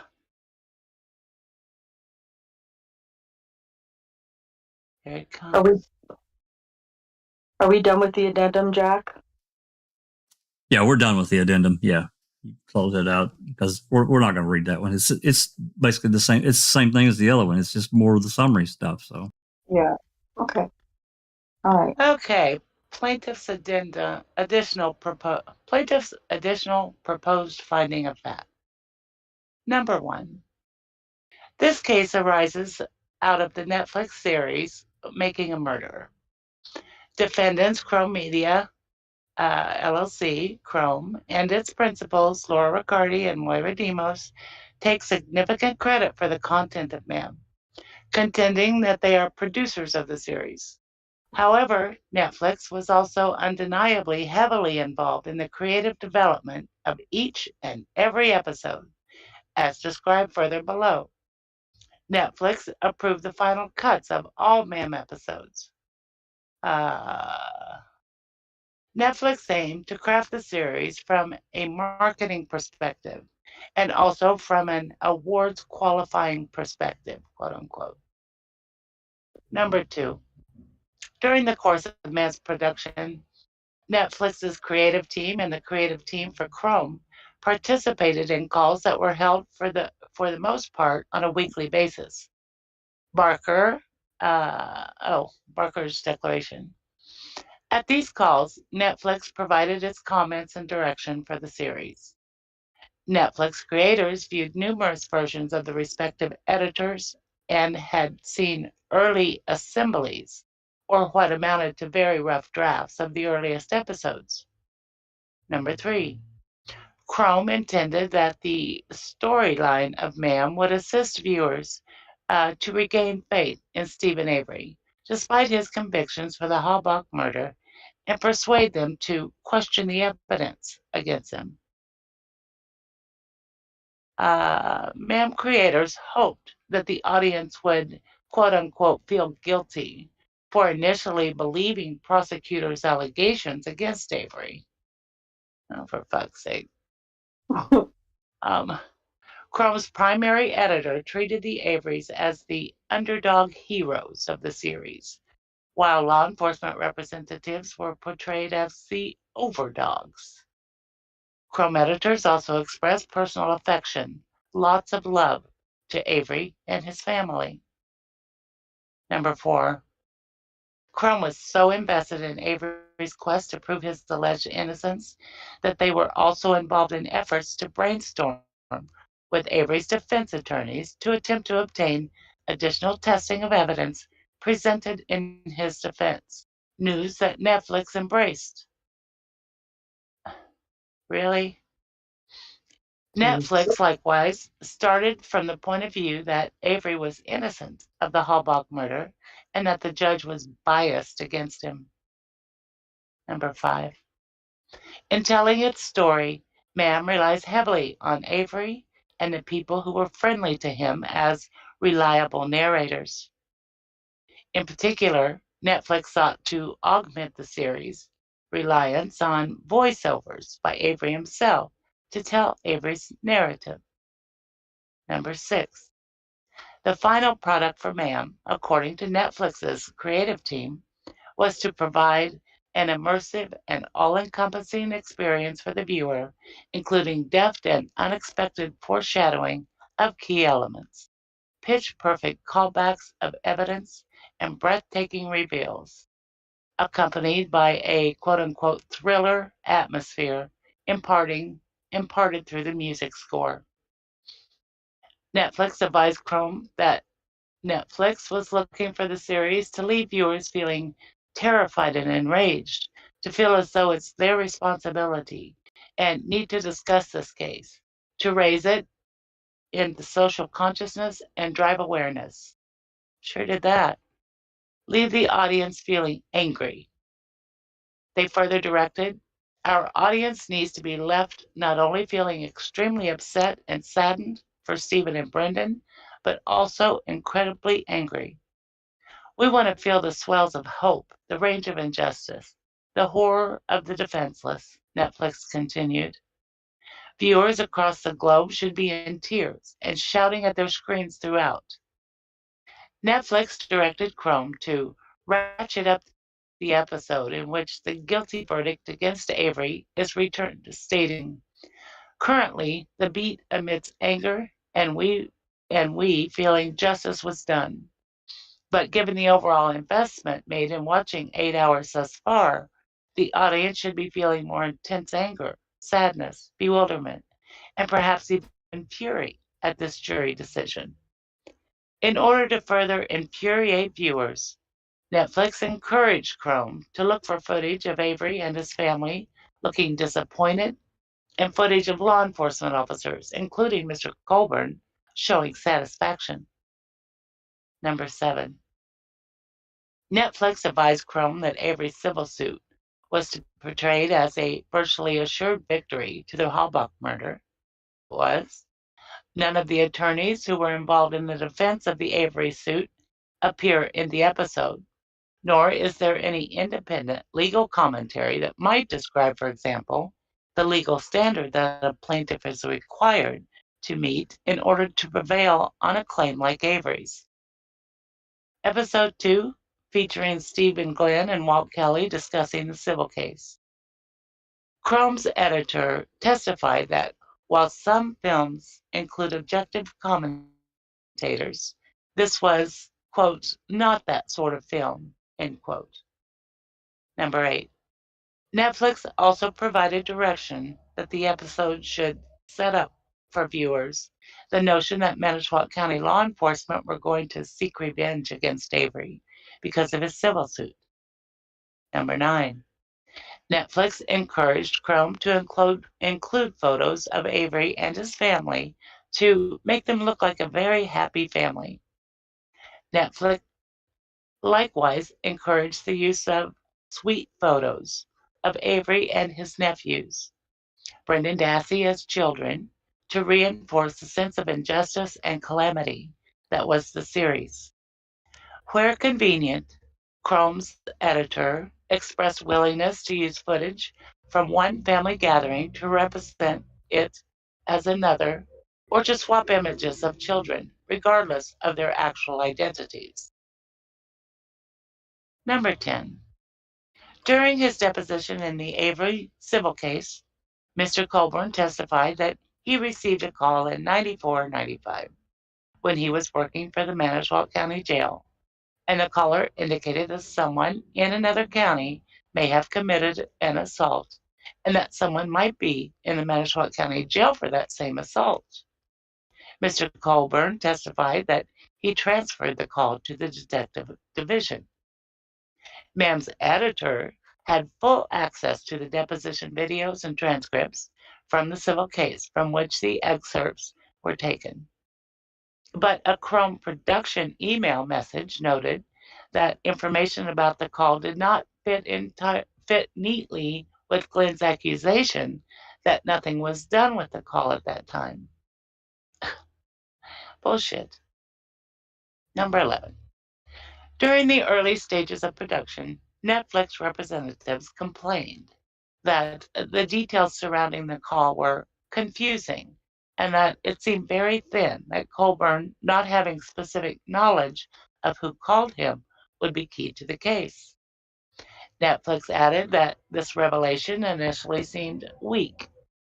Despite these concerns, Netflix and Chrome jointly thereafter crafted a clear storyline that sharpened the impression created by stacking excerpts from other witnesses' depositions in the Avery civil case. In addition, because the phone call was something we keep going back to throughout the series, Netflix recommended bolstering it with a chart to emphasize connections between various law enforcement officers referenced in the segment. Did you want to read Number that footnote? 12. Did you want to read that footnote or no? Oh, sure. I don't see a footnote. Was it on the previous page? Yeah. Oh, there it is. Yeah. As shown in episode 1 of MAM, Avery was transferred between several Wisconsin state prisons throughout his sentence for the rape. He was not housed in the Manitowoc County Jail in 1995. Am I in 13? Well, 12. 12. Netflix representatives encouraged Chrome to maintain bar patron statements that Avery had been framed by Manitowoc County law enforcement in the series. Number 13. Avery was used as a narrator for his trial in the series. Screeners Andrew and Catherine note that using Avery as narrator for his own trial works well. As he speaks, Avery's statements are often also shown on the screen, a technique that Chrome used to highlight the very important things that Avery said in the series. Number 14. Near the end of episode 5 of Ma'am, Strang is shown asking Mr. Colborn in what appears to be actual, unedited trial footage. Quote, and then you tell the dispatcher, 99 Toyota? End quote. Mr. Colborn responds, quote, no, I thought she told me that, end quote. The call is replayed. In his actual testimony at trial, Mr. Colborn acknowledged that he made the statement to the dispatcher, conceding the mistake in his prior response. Oh, big fucking deal. However, in Ma'am, Mr. Colborn appears to make no such correction. Rather, the camera simply pans to him after Strang shuts off the audio of the call. Netflix's creative team praised this point in the episode, which had been received from a prior version, as making Mr. Colborn look caught in a clear lie.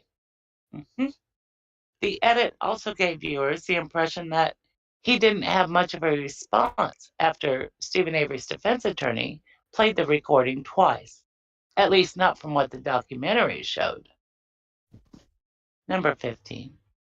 Immediately following that edited footage, Strang is shown asking Mr. Colborn, were you looking at those plates when you called them in? Mr. Colborn responds, no. In the Halbach trial, Strang moves right into the next question. There is virtually no pause. Colborn's response appears to be followed by a long pause, during which the camera first pans to Mr. Strang, standing at counsel table and appearing to glare at Mr. Colborn. Then to Mr. Colborn, who appears to shift uncomfortably in his chair and then cracks his knuckles. Oh my God. Number 16. This is hilarious. Netflix's production notes instructing Chrome to hold a bit longer on Mr. Colborn in another instance to ensure that he would look caught in a lie, despite acknowledging that it might require court footage that might not exist. Number 17. When asked about changes in Mr. Colborn's responses that appear in Ma'am, Demos testified that some of Chrome's footage was not usable because it was unusable in its appearance. She claimed that as a result, Chrome was forced to seek other news reporters' footage, and that because it was not necessarily coextensive with their footage, they had to find sections that appeared to be similar and insert them. Number 18. Immediately following that edited segment, Ma'am shows Strang asking, do you have any recollection of making that call? Ma'am substitutes a response that appears far more equivocal than his trial testimony. A portion of a different sentence in Mr. Colborn's testimony is inserted to start his response with the words, I'm guessing 11305. Strang is then shown asking Mr. Colborn, Investigator Wiegert, did he give you that plate number before you called it in? Again in Ma'am, Mr. Colborn seems far less certain than his response at trial, appearing to respond, no, I just don't recall the exact contents of our conversation back then, but he had to have given it to me, as I wouldn't have had that number any other way. Number 19. The technique of creating an amalgamated statement by inserting words spoken at a different time into a statement in order to revise the portrayed statement was something that the Chrome team referenced as the Frankenbite.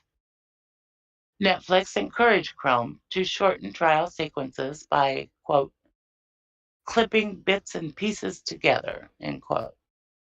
When asked in deposition whether viewers should be advised that segments of trial footage were Frankenstein versions of the testimony rather than verbatim recordings of the testimony, Chrome's editors asserted that it was not necessary because a documentary like Ma'am is not journalism. Number 20. The edits to testimony were made by Manhart after Netflix's involvement for the first 2 episodes, and by Demos for the trial sequences in the later episodes. 21. In Ma'am, Strain next asks, well, you can understand how someone listening to that might think that you were calling in a license plate that you were looking at on the back end of a 1999 Toyota. In the Halbach trial, Mr. Colborn did not respond to that question because the judge sustained an objection to it. However, in Ma'am, Mr. Colborn instead appears to damagingly admit yes. Strang then says, but there is no way that you should have been looking at Teresa Halbach's license plate on November 3rd, 2005. Mr. Colborn responds, I shouldn't have been, and I was not looking at the license plate. Strang states, because you're aware now that the first time that that license plate was reported found was 2 days later. Number 22. Netflix refers to this segment in its production notes as the quote-unquote Colborn license plates bomb and celebrated it as a perfect cliffhanger and as a sensational and strong end to the episode. In the series notes shared with Chrome, Netflix creative team members likewise chortled that because of the edits made since the prior version, setting up Colborn as a potential cop to plant the car really works well now. In episode 7, number 23. In episode 7, Calumet County Sergeant Tyson is shown testifying that he was told that no Manitowoc County officer was to be alone on the property, and that if they were to locate evidence, it was to be turned over to Manitowoc County. Buting asked Tyson whether he ever had to act like a babysitter while other officers were conducting a search. He is shown as responding no. In the trial transcript, he denies that he felt like a babysitter. Number 24. Netflix creative team members recognized at numerous times that the claims of planting evidence needed to be buttressed because they were not very credible on their own. For example, representatives proposed cuts to Link's testimony, as shown in Ma'am, because it never really delivered enough of a silver bullet to support a direct claim that Link planted evidence. They also noted that Buting's claim that Link put the DNA on the key is really weak. In addition, Netflix representatives noted that it could have been a simple oversight that Link didn't sign in at one point during the search of Avery property, but recommended that a timeline be added to ensure that the segment didn't appear to viewers to be speculative and grasping for conspiracy. Netflix advised Chrome during production to avoid using images of Avery in court that made him look smug. In contrast, Chrome suggested to Netflix that they incorporate a shot of Mr. Colborn looking squirmy to include in the trailer for the series. 26. In episode 7, spooky music plays while Mr. Colborn is asked to describe the call that he received while he was working in the Manitowoc County Jail. Ken Kratz asks him, do you even know whether that call was about Stephen Avery? He responds, no, sir. Mr. Colburn's response that no names were given is omitted. 27. In further questioning by Kraft, Ma'am eliminates Mr. Colburn's emphatic denial that he ever planted any evidence against Mr. Avery, which was, quote, "That's ridiculous. No, I have not," end quote. It instead substitutes his answer to a different question. Quote, "Have you ever planted any evidence against anybody in the course of your law enforcement career?" End quote. To which Mr. Colburn responded, "I have to say that this is the first time my integrity has ever been questioned, and no, I have not."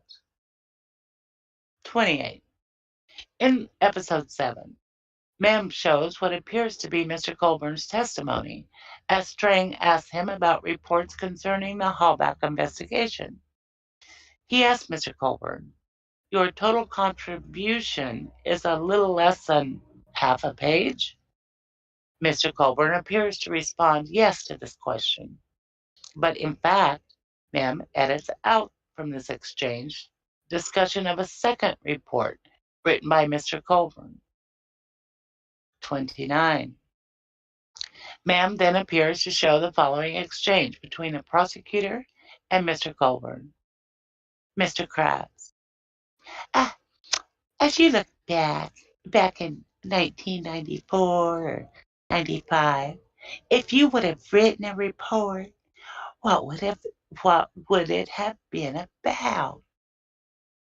Mr. Colburn, that's why I didn't do one. I don't know what it would have been about, that I received a call and transferred it to the detective division. If I wrote a report about every call that came in, I'd spend my whole day writing a report. Can I just, Ma'am. sorry, can I just butt in really quick about that? It's something that's always bothered me. You would have written a report about that call because that's a very strong allegation or communication that should be passed on, and there should be a report passing it on, because it's not every day. He's acting like it's just some, Common occurrence. somebody ran over my cat and I don't know who it was kind of thing. No, this is a very specific call about a very specific allegation isn't the correct word, I don't think, but do you know what I'm saying? Event. Yeah. This isn't just any call on any day. This is a big deal. So yes, you should have written a fucking report, Kobe. It is agree. this is good. Something to write a report about. We're almost 10 pages in, so this is hold on. Hey, you can finish this a little bit out here, Susan, the rest of this statement here, and then we'll take a little break and talk about it. Can I just say, I agree with what just Rhonda said. That is a significant event. And what is disturbing is the way Mr. Kratz trivialized it again. So in other words, even though you work for law enforcement, these officers would have been told specific rules on what to do, what the standard operating procedure is. Andrew Colborn did not act appropriately. In other words, he didn't leave a paper trail. So the follow-up questions to Mr. Colborn were, how often do you get these calls? And Colborn said, I can't recall of another one. Yeah, right? Exactly. That's exactly right. So And it goes. he remembered it 7 or 8 years later. He's still remembering it. That's correct. That's So correct. Not to mention that these fine police officers are actually trained in critical thinking, so they could distinguish between an ordinary call and extraordinary call. Right. Or was he actually trained? Correct, but this call was from another law enforcement individual who had given Colborn important information, right? So for someone to ring up the jail, that means that the person who rang up from Brown County had to be concerned. He wanted to check the validity of what obviously Gregory Allen had told him. Now, the fact that Colborn obviously did not act on it appropriately, and the fact that they simply deep-sixed it cost Stephen, I think, close to an additional 8 years in prison. Yeah. How the hell? How the So hell? even if it's, sorry. No, go, Emily. So even if it's pure incompetence on the part of Mr. Colborn, Stephen still paid the price. So if one officer deemed it, as you said it so eloquently, very concerning, important enough to make a phone call to communicate that information to somebody else, for Colborn to say, hold, transfer, you know what I mean? Did he take any initiative? Did he follow up on it? Or is he going to say that wasn't my job? It's not in my job description. So it shows mere ignorance, actually, of the whole thing. Yeah, And but not only that. Sorry, just Rhonda. no, go ahead. I was going to say, but not only that, imagine how Stephen and his attorneys must have felt when Mr. Kratz was giving Colborn a get-out clause. Oh, what have you written a report about? Oh, really? That's all? And just like that, washed his hands of any form of responsibility. And Yep. that's what you see consistently throughout the trial, consistently throughout the depositions. You just throw your hands in the air. It is law, the lawyers looking after the law enforcement officers to minimize their impact and to minimize the fallout to them. And that's exactly what transpired. Right. Yeah. I'm just looking at what Jack has highlighted. You know, Kratz says, if you wrote a report, what would it have been about? That's why I didn't do one. I don't know what it would have been about. Are you fucking kidding me? That's a significant phone call. If nothing else, that's a bizarre fucking phone call that somebody else needs to know about. So it just pisses me off. Okay, I'm done. Well, Write it But, about exactly what happened. Exactly. Is how a report goes. yeah, Okay. I mean, guys, it tells me it. I'm sorry. Go ahead. No, I was going to say, but guys, don't you understand? Here's the significance of it. If Colborn had written it down as a report back in 94 and 95, that report then directly links the officer in charge of that report and failing to act upon it. Uh-huh. Hence, the paper trail will go back to the sheriff, right? And remember what Couchet was saying, right? Oh, yeah, he knew about it, right? That's Yeah. right. Because he said it. He said it during the deposition. I don't think Couchet was meant to have said that, right? Contradicting what Colborn was saying. And Kelly and Glenn were going, thank you. That's more ammunition that I'm going to throw at Kasarik and Vogel. So can you see now what Ken Kratz is? They gave Colborn a get out clause to make him look squeaky clean, and furthermore, the person who was meant to act on that report can say, "What report? I never saw any report." So everyone was playing dumb and denying all full knowledge. Yet Stephen was still in prison for something he didn't do. You know, it's actually worse because you think about another detective calling another agency within their state or whatever. They have to identify themselves. I'm sorry, they do. There has to be some kind of whatever. We really need Saprikov because I was hoping he would come tonight so I could ask him specifically. That information, I mean, otherwise you just had any Tom, Dick, and Harry calling and saying, well, I've got this guy here that says he killed blah, blah, blah. And lo and behold, now you've got another problem. So that guy had to have identified himself for a person, this detective. Mhm. That's my personal opinion. Otherwise, but Jack 61. Yeah. Sorry, Jack 61. But you wonder what the detective from Brown County actually disclosed to Colborn. did he actually mention Gregory Allen? Yep. Did he Yeah. actually mention even Avery?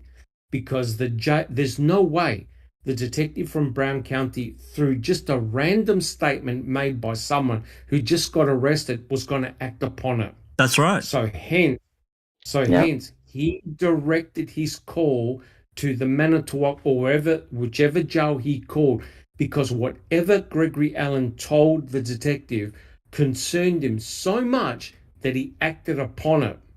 Well, Right? Therefore, what did he say?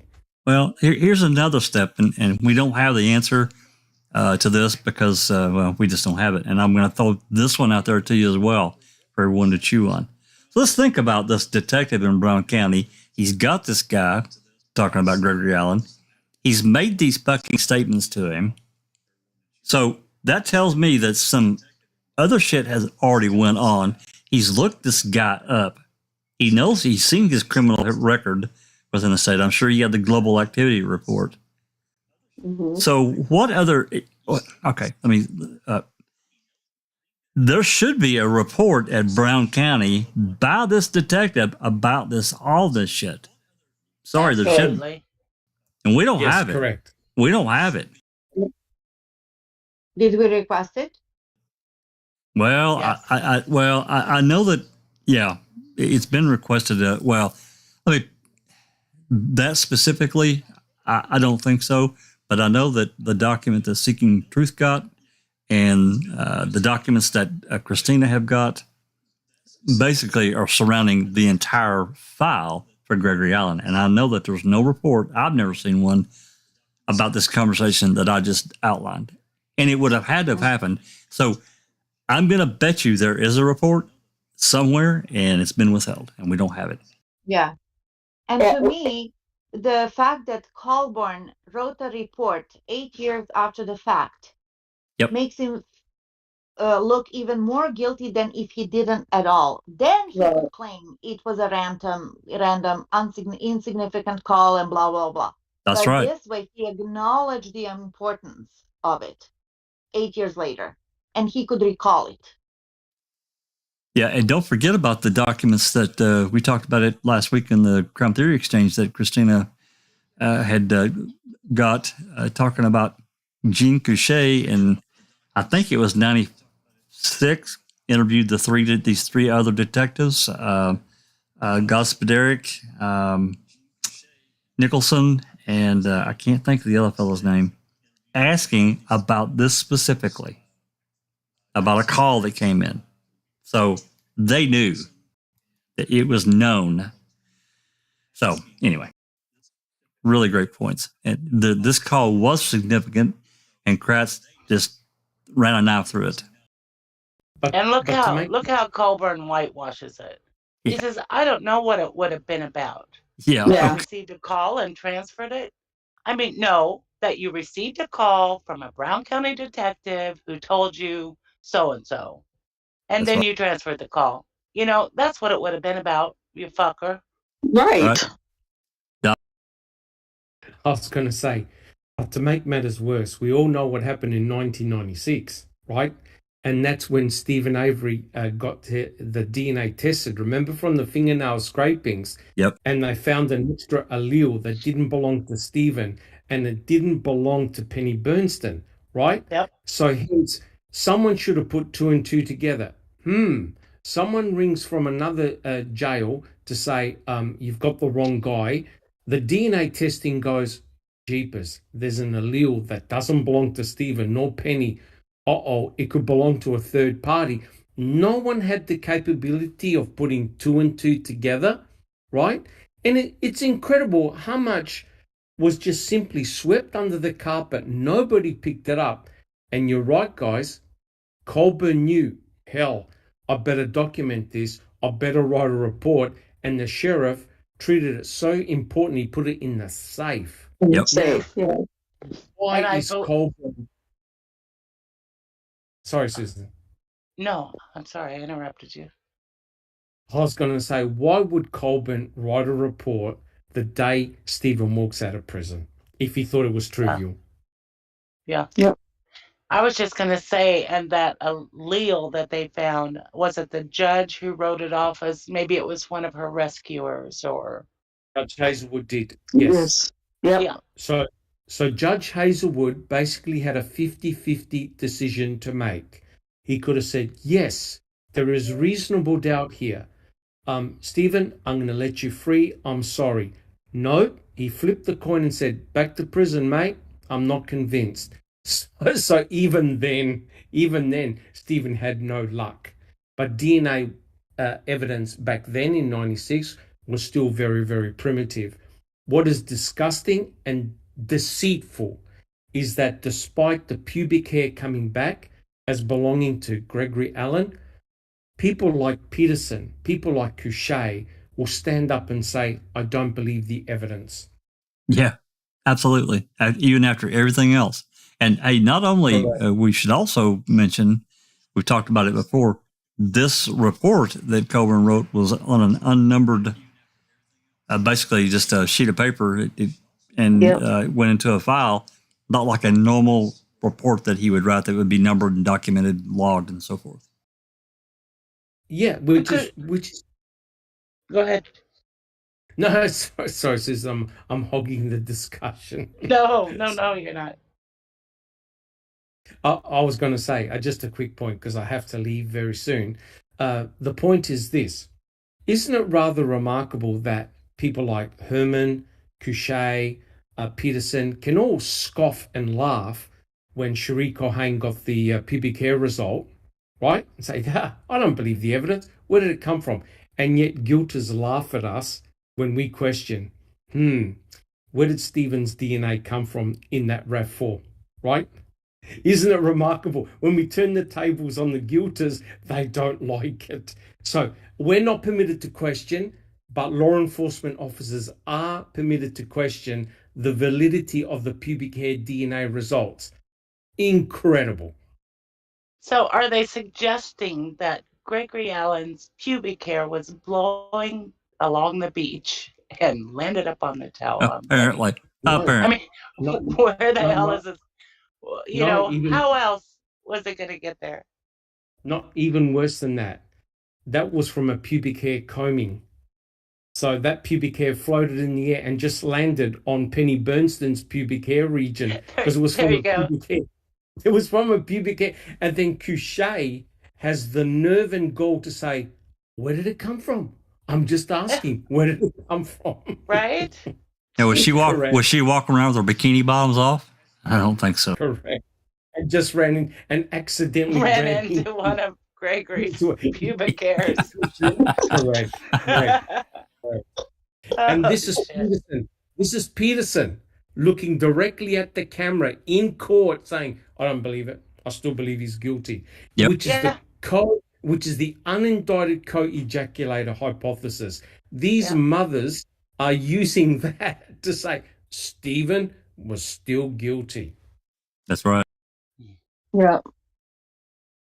Insane. All right. Okay. Let's. I think we've explained that one. I'm sure this is going to come up again at some point. I'll always believe that call was known, especially given what we know now, and the importance of that call had to have shook the foundations a little bit, or maybe even a lot. Shook Colborn up, I'm sure. Well, yeah, and it getting transferred, which I suspect it did. What was said and what was done at that point. Again, there should be a report from this Brown County detective that detailed this, but we don't have it. The deposition, I'm saying, shook him up. Oh, yeah, absolutely. Talking about this, and he worried that he might go to jail. Yeah, absolutely. Uh-huh. But isn't that remarkable, though? If Colborn had followed due diligence and the proper procedure back in 95, 96, nothing would have been, he had nothing to worry about. He had written a report, he had passed it on to his superiors, end of story. Correct? That's right. Correct. There you go. Instead, he becomes the patsy. And the fall guy. Correct. And the Yep. fall guy. Correct. That's right. Yep. He's number one vulnerable. All right. Yeah. So Susan, if you want to continue reading, that's fine. If not, you can pass the hat. I'll go for a little more. Are we on 30? We are. Okay. Strain concludes his cross-examination saying, "That's all I have at such and such a time." At the trial, the judge immediately says, "You're excused to Mr. Colborn." Without hesitation, Mr. Colborn stands and exits the witness stand. However, in Mayhem, Mr. Colborn is shown sitting on the stand for several seconds, looking deflated while ominous. Pounding music plays in the background. Oh, God. poor Colby. It's such nitpicking. It's ridiculous. It's just Just a dramatic effect, they added. During production, Netflix commented to Chrome that it was unlikely that FBI representatives would aid and abet Manitowoc County as part of a conspiracy to frame Avery, unless the department had a deep history with the agency. In episodes 8 through 10, MAM includes essentially extended reactions to the guilty verdict returned against Avery for Halbach's murder, and the verdict returned against Dassey, including the points described in the addendum episode summary. Chrome creatives commiserated with one another that the sequences involving the verdicts were devastating for them. Well, they were. Number 33. To avoid viewers losing interest through the actual details of the Halbach trial or the Avery civil suit, Netflix repeatedly directed Chrome to edit, cut, and tighten scenes, especially those involving courtroom testimony, to tell a clearer story and to avoid the potential for a really dry episode. So, Netflix also advised that Chrome should look for ways to use the series to allude to planting of evidence by officers during their visits to the property. They also complained about commentary by Buting in a draft version of MAM that actually detracts from the argument that Link Colborn could have planted Ms. Halbach's vehicle's key.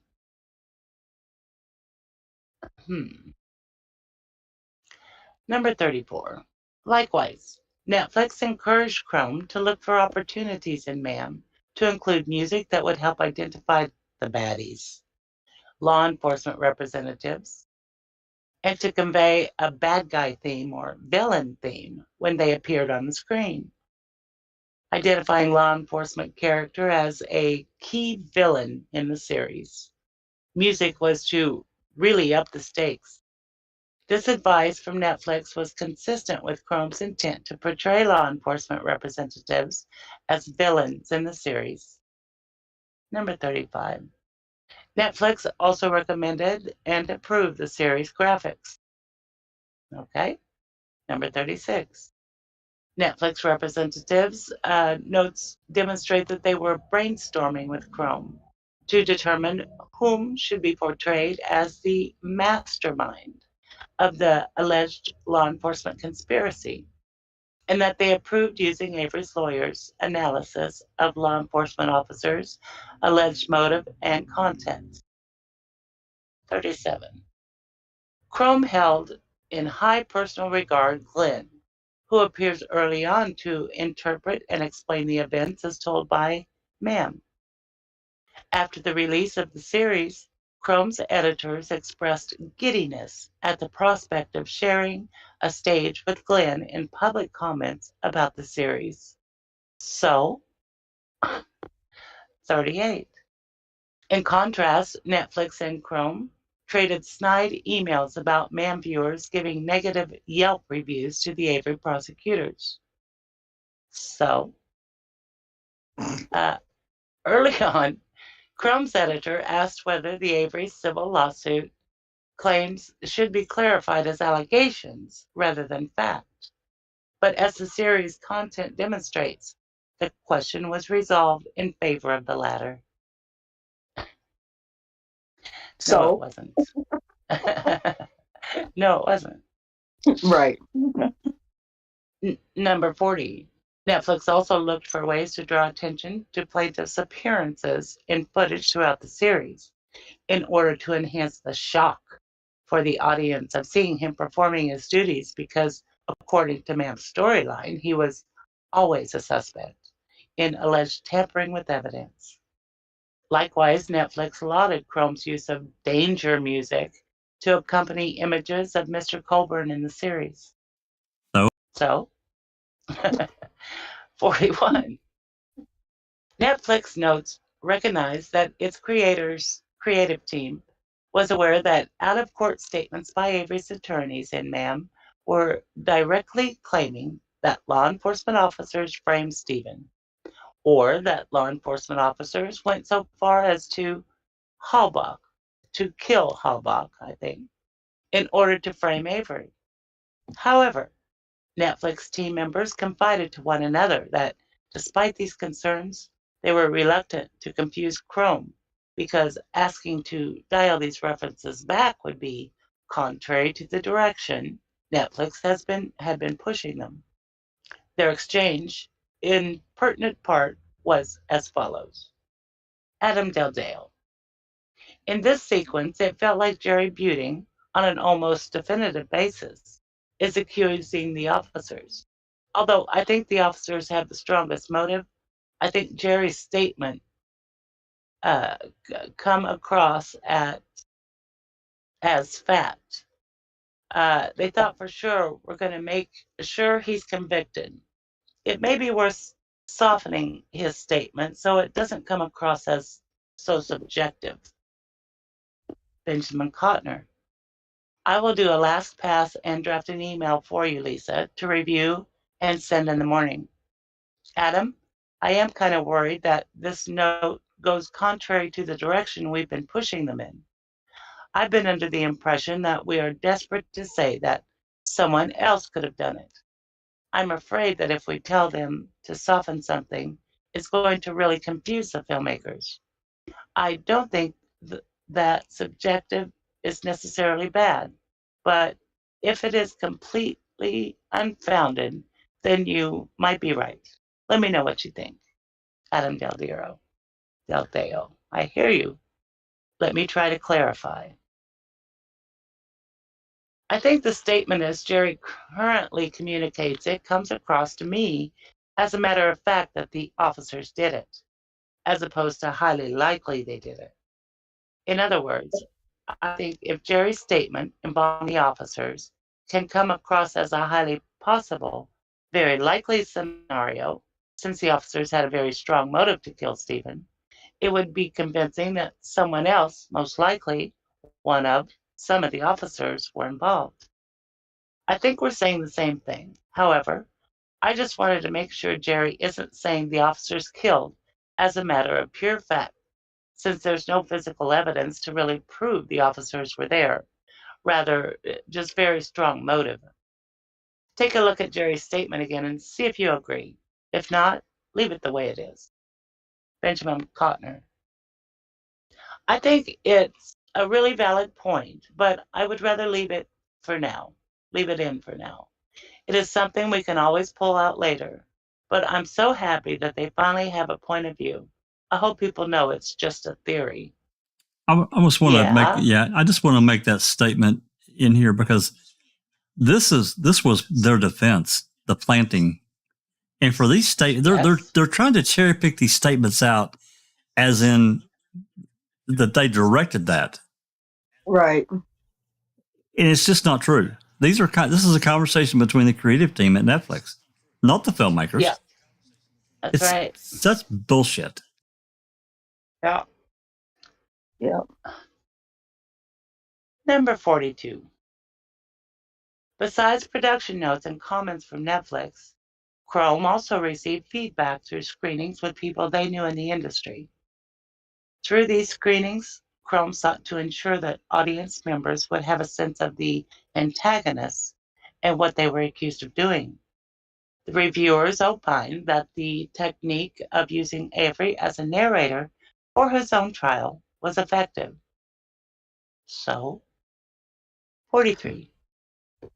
A preliminary decision by Judge Willis at Avery's trial permitted his attorneys to introduce evidence of framing, despite its low probative value, in deference to the constitutional rights afforded a criminal defendant. Excerpts from the hearing are included in MAM. In describing Avery's attorney's arguments, the judge noted the highly unlikely nature of the basis for the defense in a written decision.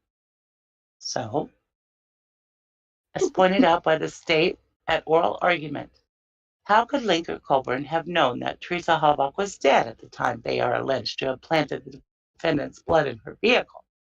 Under the defendant's theory, either Link, Colborn, or both would have had to have formulated a plan involving their own commission of serious felonies and executed that plan within a very short period of time, motivated apparently only by their embarrassment for not allegedly having acted more responsibly on that information that could have led to Mr. Avery's exoneration back in 95 or 96. MAM does not incorporate this portion of the judge's decision, nor explain that Avery was permitted to introduce the defense because of the very low bar that the Constitution requires be set for criminal defendants. Oh, Oh, fuck. Jesus. So, 44. Nor does MAM acknowledge that in opening and closing arguments to the jury, Avery's attorneys conspicuously avoided statements that made positive accusations of planting evidence. In fact, they carefully limited their argument to an effort to persuade the jury that the fact that if they believed that any officer may have planted evidence, that meant they also had to find that there was reasonable doubt as to Avery's guilt and return a non-guilty verdict.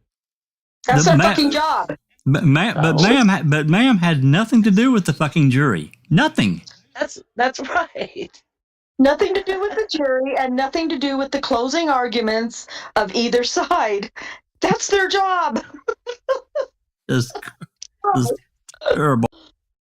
Oh my God. Oh, you know, the bizarre thing is that we all know that they were non-interactive. They were just filming as things were occurring in real time. So their filming of the events had no effect on the judge, nor the jury, nor the verdict, nor the outcome. So I can't understand now, even if people who watch MAM became enraged, it had no influence and no effect on the outcome. And we know that because Stephen and Brendan are still in prison. So these guys are just displaying sour grapes. And the mere fact that the company, Netflix, who obviously put in their own money into the project, the mere fact that they had expressed any opinion, these attorneys are really pissed off at that. And they're also pissed off at the artistic direction that MAM took.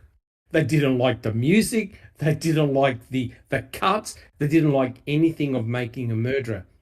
Lord help convicting a murderer if anyone sues them, because all the material that has been flushed out here, could you imagine convicting a murderer, producing all their show notes and the way they created the series? Lord help them. Yeah, God Almighty! If they used, Doc, I probably should look for some spooky music for the open mic. Yeah. Yeah. I can start Because using then our chatters would have been believing everything that we were saying. I should change to one of these demon voices and read some of these passages here. Yeah. God Almighty! I should too. Yeah, you should. But you know, they're cherry picking, and they're trying to manipulate this into a direction that it did not happen. It didn't. So anyway, The irony is this, right? If Making a Murderer was a complete abysmal fail, you would have heard nothing from these guys, correct? nothing, not a word. Not a word. But because Making a Murderer had such an incredible impact, made a lot of money, and was extremely successful, these guys are now putting out their hands saying, "Can we have some of the pie, sir?" That's right. In effect, that's what they're doing. Can't have any pudding unless, you know, it's the meat and pudding thing. It's ridiculous. Anyway. Mm-hmm. I'll just Okay. finish this page, Jack, and then I'll Hand turn it it over. Okay. Well, it looks like 46 goes quite a way, so I'll turn it over now. We're on 45. Oh, yes, I'll read 45. Defendants can point to nothing in the public or court record of Avery's civil suit that mentions Mr. Colborn.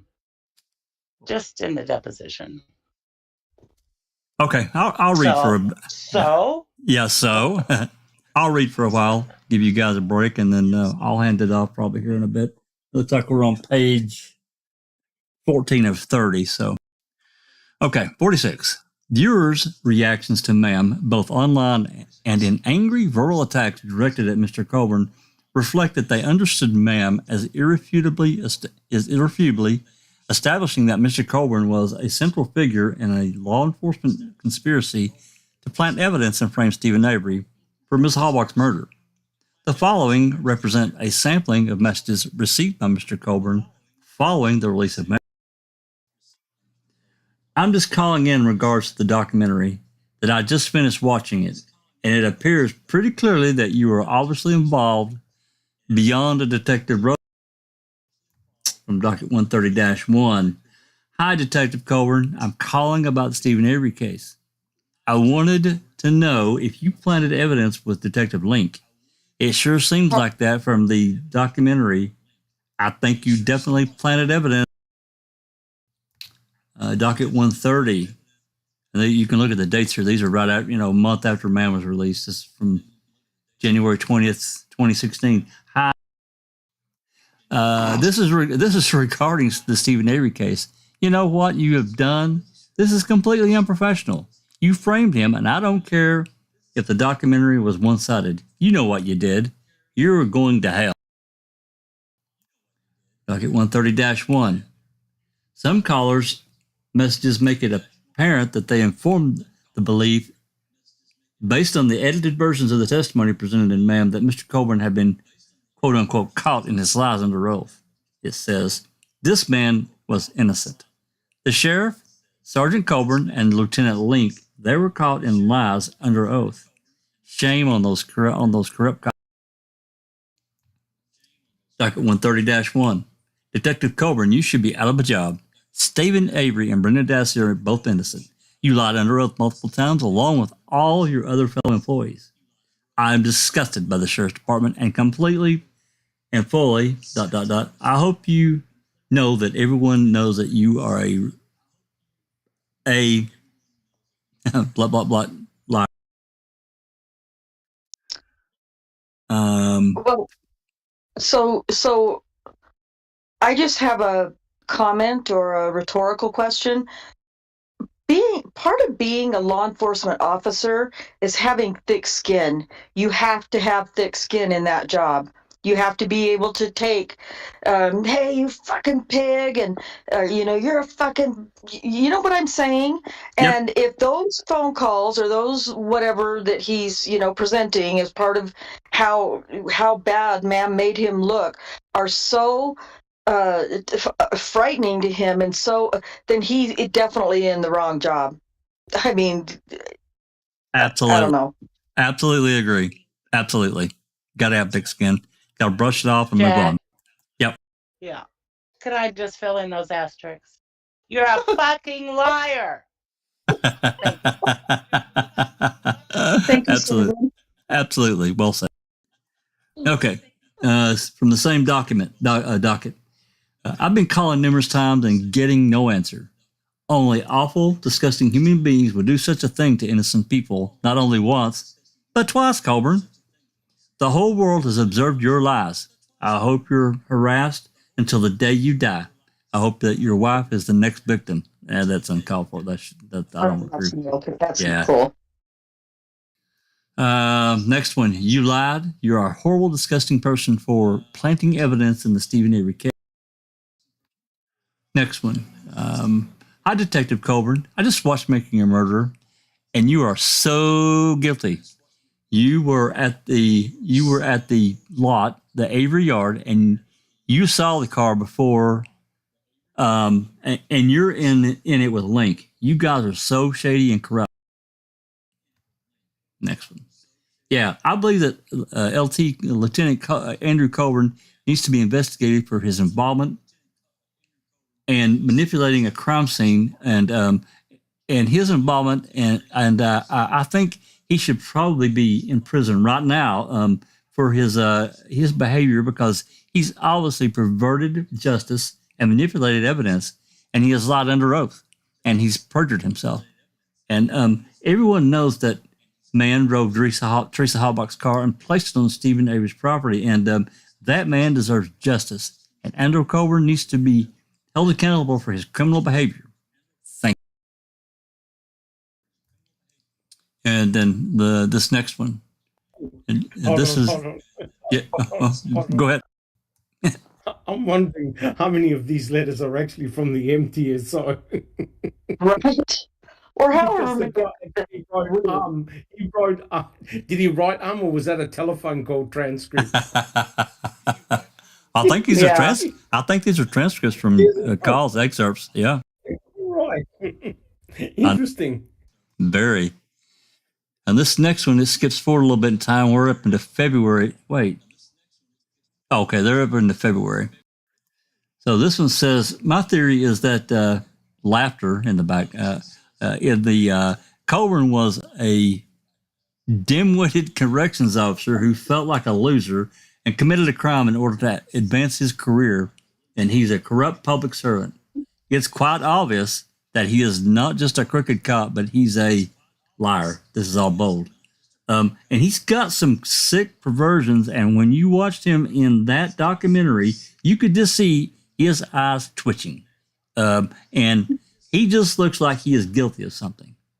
And probably corroborating and him and James Link framing Stephen Avery for Teresa Halbach's murder. It's just a disgusting thing. Do we have verification of these letters? Yeah, No. that's what I. Real people? Or did Kratz concord this? Or did Andy do it himself? His new girlfriend? I think these are calls that came into the MTSO that were recorded on his voicemail. We don't have them. No, we do not have verification. I think so too. Were they admitted in this case? Yes, Did they admit the recordings? Yes, these were admitted into evidence. I don't know. Yeah, I think probably under this docket 130 at some point. There's probably some kind of electronic whatever. Yep. Now, how come they didn't lose any of these calls, but we can't find the zipper?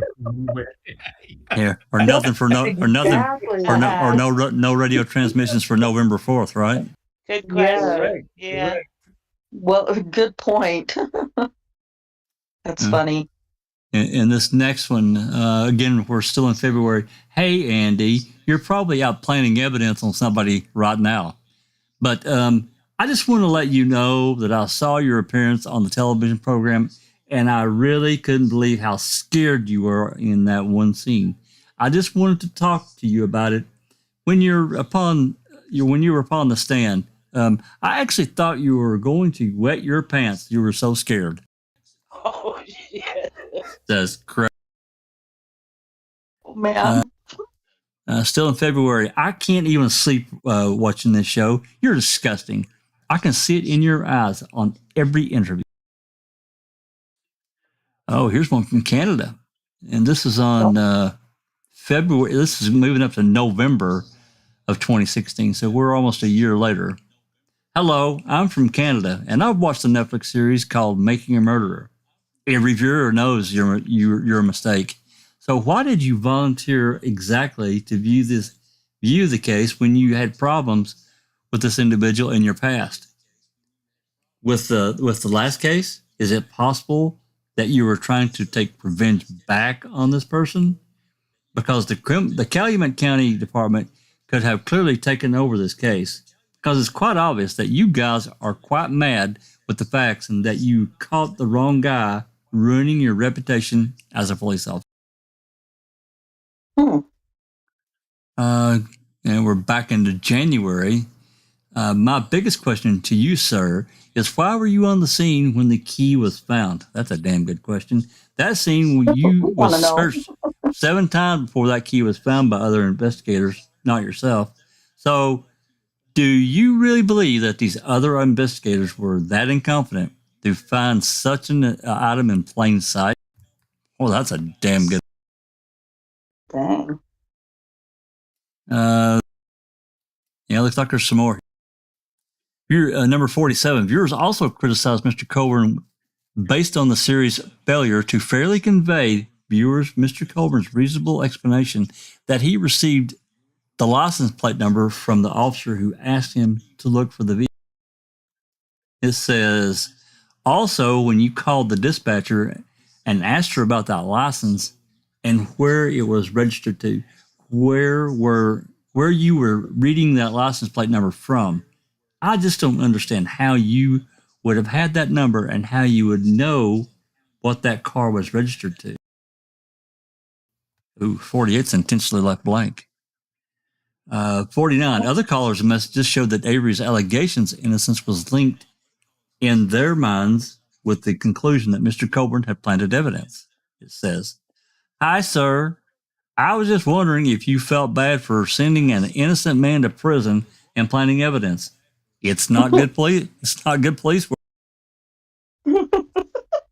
I'm going to read this last one here, then I'm going to turn it over. Wait. Yeah. Can we get Alice to read the next one? The one with all the blankety blanks. Please, Okay, Alice, read. Alice, read the remainder of number 49 there. Maybe she left this one.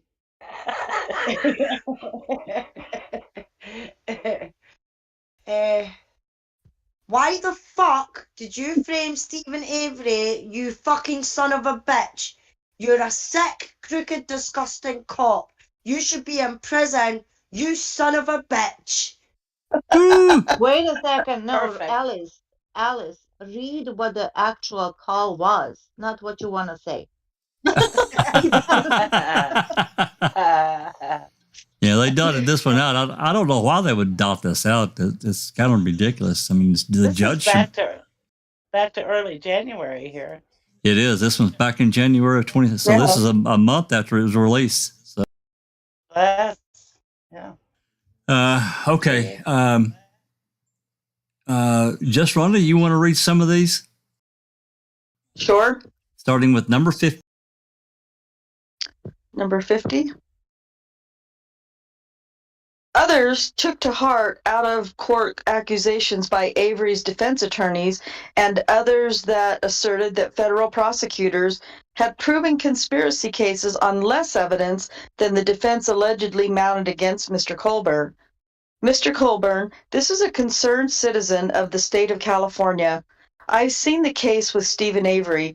Everybody knows what is going on here with you guys setting up and framing this poor man, Stephen Avery.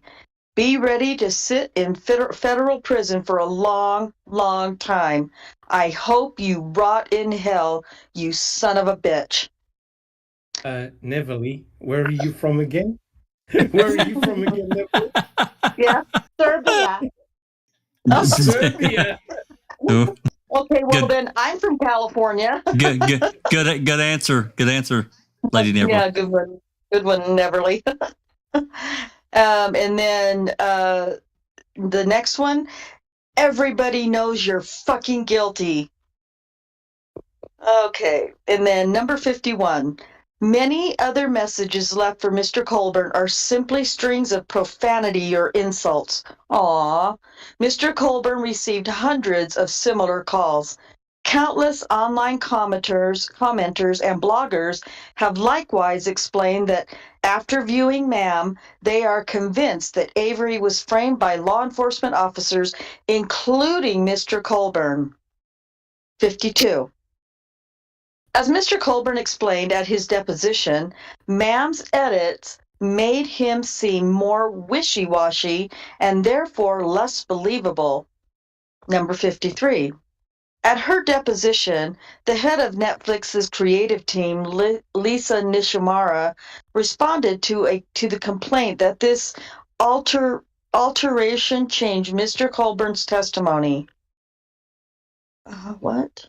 To the complaint.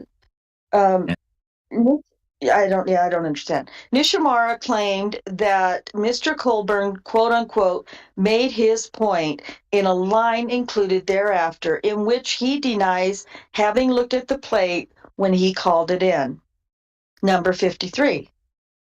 The altered version of Mr. Colborn's testimony regarding the call to dispatch that left out his testimony that quote unquote, obviously he had been provided it by the investigator with whom he had previously spoken, was effective in leading viewers to conclude that Mr. Colborn did not testify that he received the license plate number prior to the call. Maybe he was given the license plate number before calling dispatch and just wanted to verify it. Still doesn't make sense why he would just say that in court. Number 54. Ma'am omits from a response Mr. Colborn's statement that he answered the jail call identifying himself as, quote, Manitowoc County Jail Officer Colborn, end quote. Number 55. Ma'am omits from the above response Mr. Colborn's testimony that it was his impression that the person who called him mistook him for a police officer despite his identification of himself as a jail officer. What? Who cares? Really? 56. Excuse me. 56. Ma'am omits testimony that further underscores the internal consistency of Mr. Colborn's testimony in this exchange.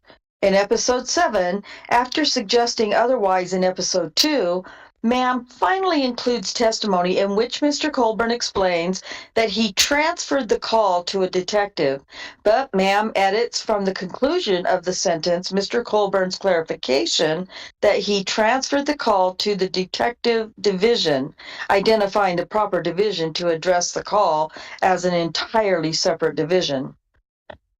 Number 57. Ma'am incorporates into Mr. Kratz's supposed direct examination what are in fact redirect examination questions as to allegations by the defense that Mr. Colborn had an animosity toward Avery because of the prior civil case. The exchange on redirect in full was, by Mr. Kratz, quote, did this person ever identify the individual that they were talking about? Mr. Colborn, no, sir. There were no names given.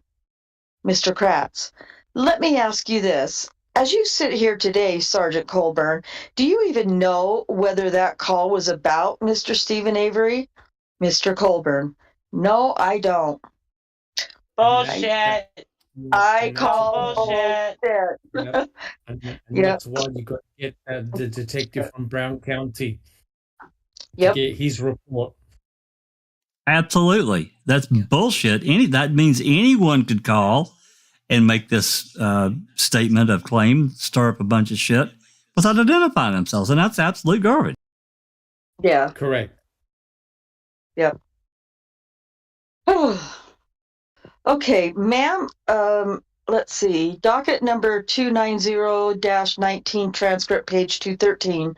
Ma'am removes from its amalgamation of direct and redirect testimony the first two lines of the redirect testimony, which emphasizes that, quote, no names were given, end quote, in the call. Only the portion that focuses on what Mr. Colborn subjectively claims to be the case, that he does not know whether the call about Avery is included, eliminating the objective basis for that assertion. For example, the caller's failure to state any names. Moreover, the response, quote, "No, I don't," end quote, which is a more forceful response was replaced with "No, sir." In contrast, ma'am substitutes a more forceful response to a question, quote, "No, I don't, I did not, sir," end quote, for a response that was, quote unquote, "No, sir." When it attempts to portray Mr. Colborn as later inconsistently admitting that he wrote a statement about the jail call. Brother. Brother. Yeah, it's just, this is so, Judge Ludwig nitpicking. is going to lose his fucking mind.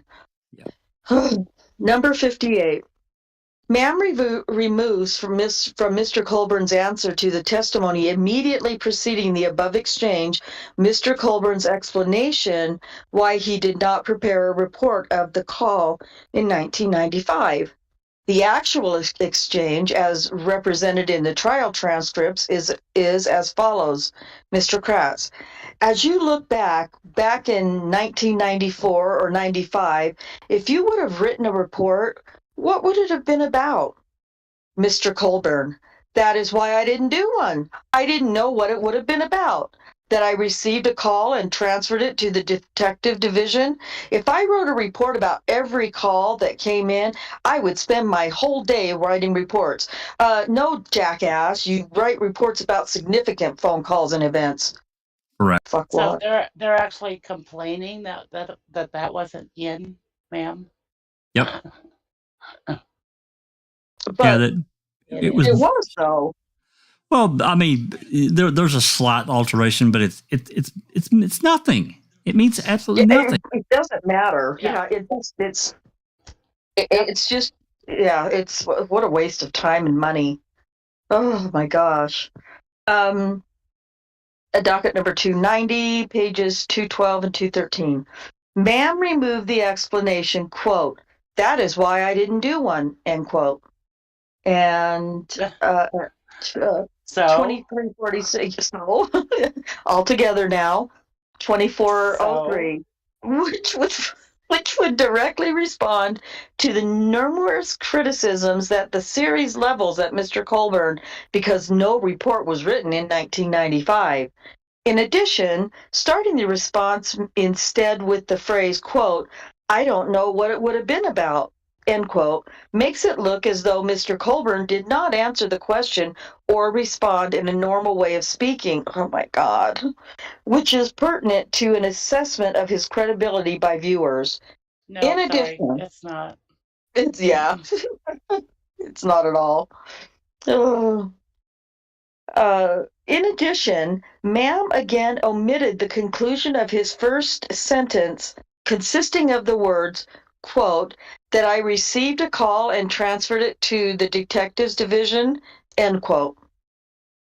59. Ma'am splices together an edited version of a question and answer exchange between cross-examining counsel and Mr. Colborn that appeared as follows in the trial transcript. Attorney Strang, you wrote a statement after Sheriff Peterson suggested that maybe you should. Mr. Colborn, yes, sir.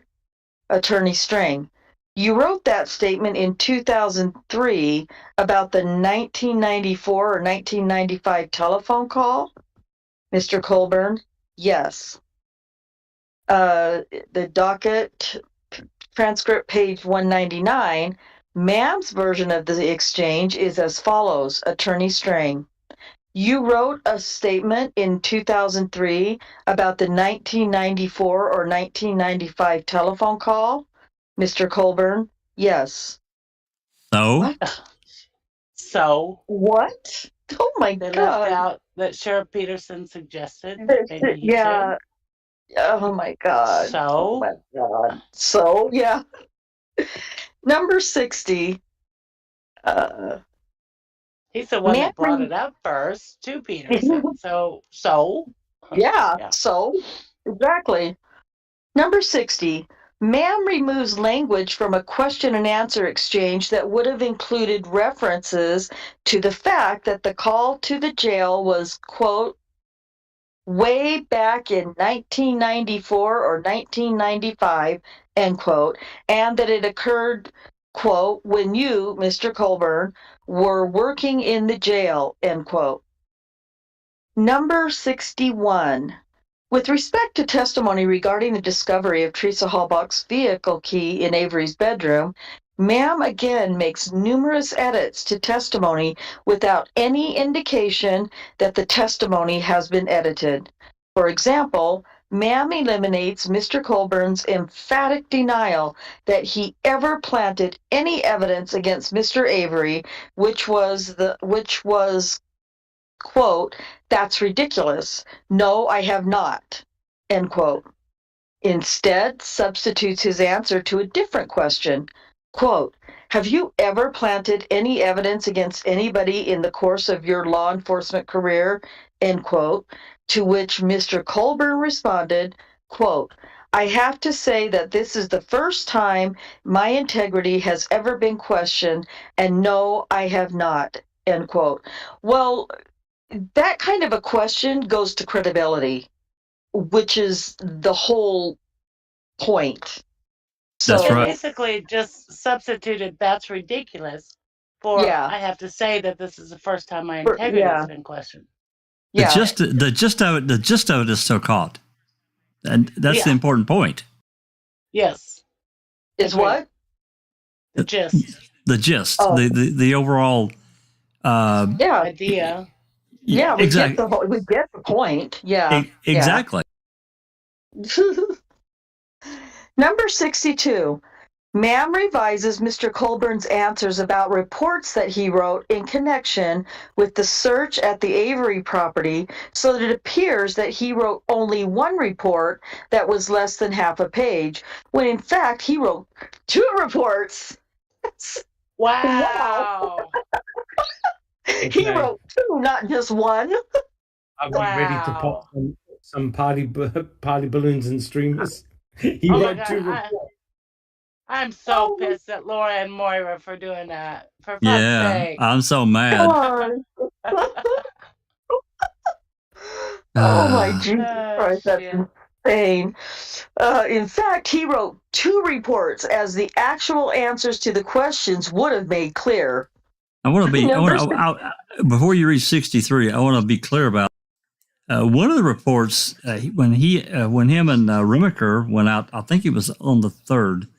He didn't write that report, I don't think, until July. So That's 7, yeah. 8.5 months later, he wrote. He writes a report about that interaction. Well, okay, good job, good fucking job, Andy. That's better than 8 years. I guess, yeah. Number 63. Ma'am omits an entire soft cross that immediately follows the above discussion. What's a fucking soft cross? Never heard of that. In his response to questions in the soft cross, Mr. Colburn testified that he was, quote unquote, very surprised that the key was there, given that he and other officers had been in the room, quote, for quite some time, end quote, before it was discovered. Quite some time? How about how many fucking days? Quite some time. Jeez. Mr. Colburn also emphasized this by stating, quote, I believe I said to myself, damn, how did I miss that? Hey, Doug. Hey, Doug. Do you think that's an embedded confession? Yeah. Oh God, that's enough for me to shake my iPad to pieces. No, See, iPad's got to be set away. Yeah. No. I mean, yeah. Yeah. Unfortunately, I have to leave now. But my comment is, you know how ridiculous this whole thing is, right? Because Mr. Kratz, in his closing statement, he pleaded. Remember, he pleaded with the jury. Hey, look, please don't worry about the key. in terms of the impact that the key had, it was only minor, it was only trivial. Do not worry if they planted that key. Have a look at all the other forensic evidence. Forgive these good officers. Now, even Mr. Kratz conceded that the whole finding the key story was so bizarre, so ridiculous, he should have just called Area 51 and told the aliens to come down and get the key again, and then I would have believed him. There you go. Which means only one thing, that Colborn perjured himself on the stand. Yep. And- Otherwise, yep. why would Kratz need to have said that? So did Kaharski. That's right, Yep. because remember, the attorneys are in the courtroom. They can hear all the mutterings. They can see the jury's eyes rolling. They can see them, cracking their knuckles, thinking, "This is full of shit, boys. We're in big, big trouble." So, of course. And what did that juror say to Mark Hoddenot? Oh, yeah. Andrew Colborn appeared very nervous. He was very fidgety. So that is a direct observation. So these attorneys know the mood, the heartbeat of what's happening in the courtroom. So you know that Mr. Kratz had to plead for forgiveness for the hope that, oh my God, if they find that story unbelievable, are they going to buy any of the other forensic evidence that That's these right. officers found? The entire trial go down the toilet really super quick. Well, when you have a key piece of evidence like that questioned, it must call in all the other. It must. Yep. Well, yeah. Yes. If you can prove that one piece of evidence is planted or altered or disturbed or whatever, then you have to question the rest of it. You have to. Yep. There's just no doubt about that. So that's exactly why Kratz did that. But that, like Jack, like you said earlier, Jack, yeah, that entire statement by Kratz is an embedded confession regarding the whole key thing. I mean, he would have been better off to just not even discuss the key in his closing. Otherwise, because it turned out the way it turned out anyway. He made it far worse. He did. He made it worse by saying that. It didn't matter because they ended up finding him guilty anyway. But in a real jury, it's about, in a real jury that hasn't been tampered with, that jury would have been reasonable doubt. Yes. If that were the case. So, but he had to make a big deal about it. Just forget about that. That they made such a big deal about during the testimonies about that key being so, like, the key piece of evidence, pardon the pun, and then to say, well, forget about all that. Forget about all the testimony that you heard about the key. It doesn't really matter. Even if it was planted, then I automatically, as a truthful, honest, wanting to get the facts and the truth juror, I would have hung the fucking jury. I would have hung it. So would I. But Yeah. if I could just, sorry, just Rhonda, if I could just make Yeah. a couple Sorry. of points. No. Go ahead. Unfortunately, I have to go, which is very interesting because Mr. Kratz, we need to find it. He made a very, very critical remark regarding, he made a remark about, I forgot, I've got to find it. He made this cryptic remark about, I apologize, my mind has gone blank. But the question, reasonable doubt. He made a remark about reasonable. He goes, reasonable doubt. You're not here to find reasonable doubt. Reasonable doubt are only for the innocent. He made some really weird remark regarding reasonable doubt. And isn't it funny how Mr. Kratz was giving Colborn excuses as to why he didn't write a report. And this is a law enforcement officer, yet he was giving glowing praises to people like Ryan Hilligus, saying, but you're not a law enforcement officer, but you knew where to look where Teresa was last seen. Notice the irony? Notice Absolutely. the irony.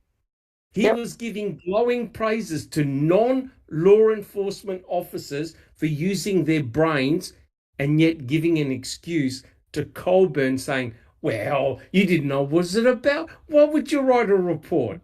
I've never seen such bizarre behavior at all. It's so hypocritical, Doc. It really is. It is. Yep. All right, guys, I must go. Continue. I'll listen in. Thank you so much. Hey, thanks, Doc. Thank you, Doc. Bye, Doc. Cheers. Ciao. Okay, so are we at 64? Any more comments or? Okay. Nope. Continue on 64.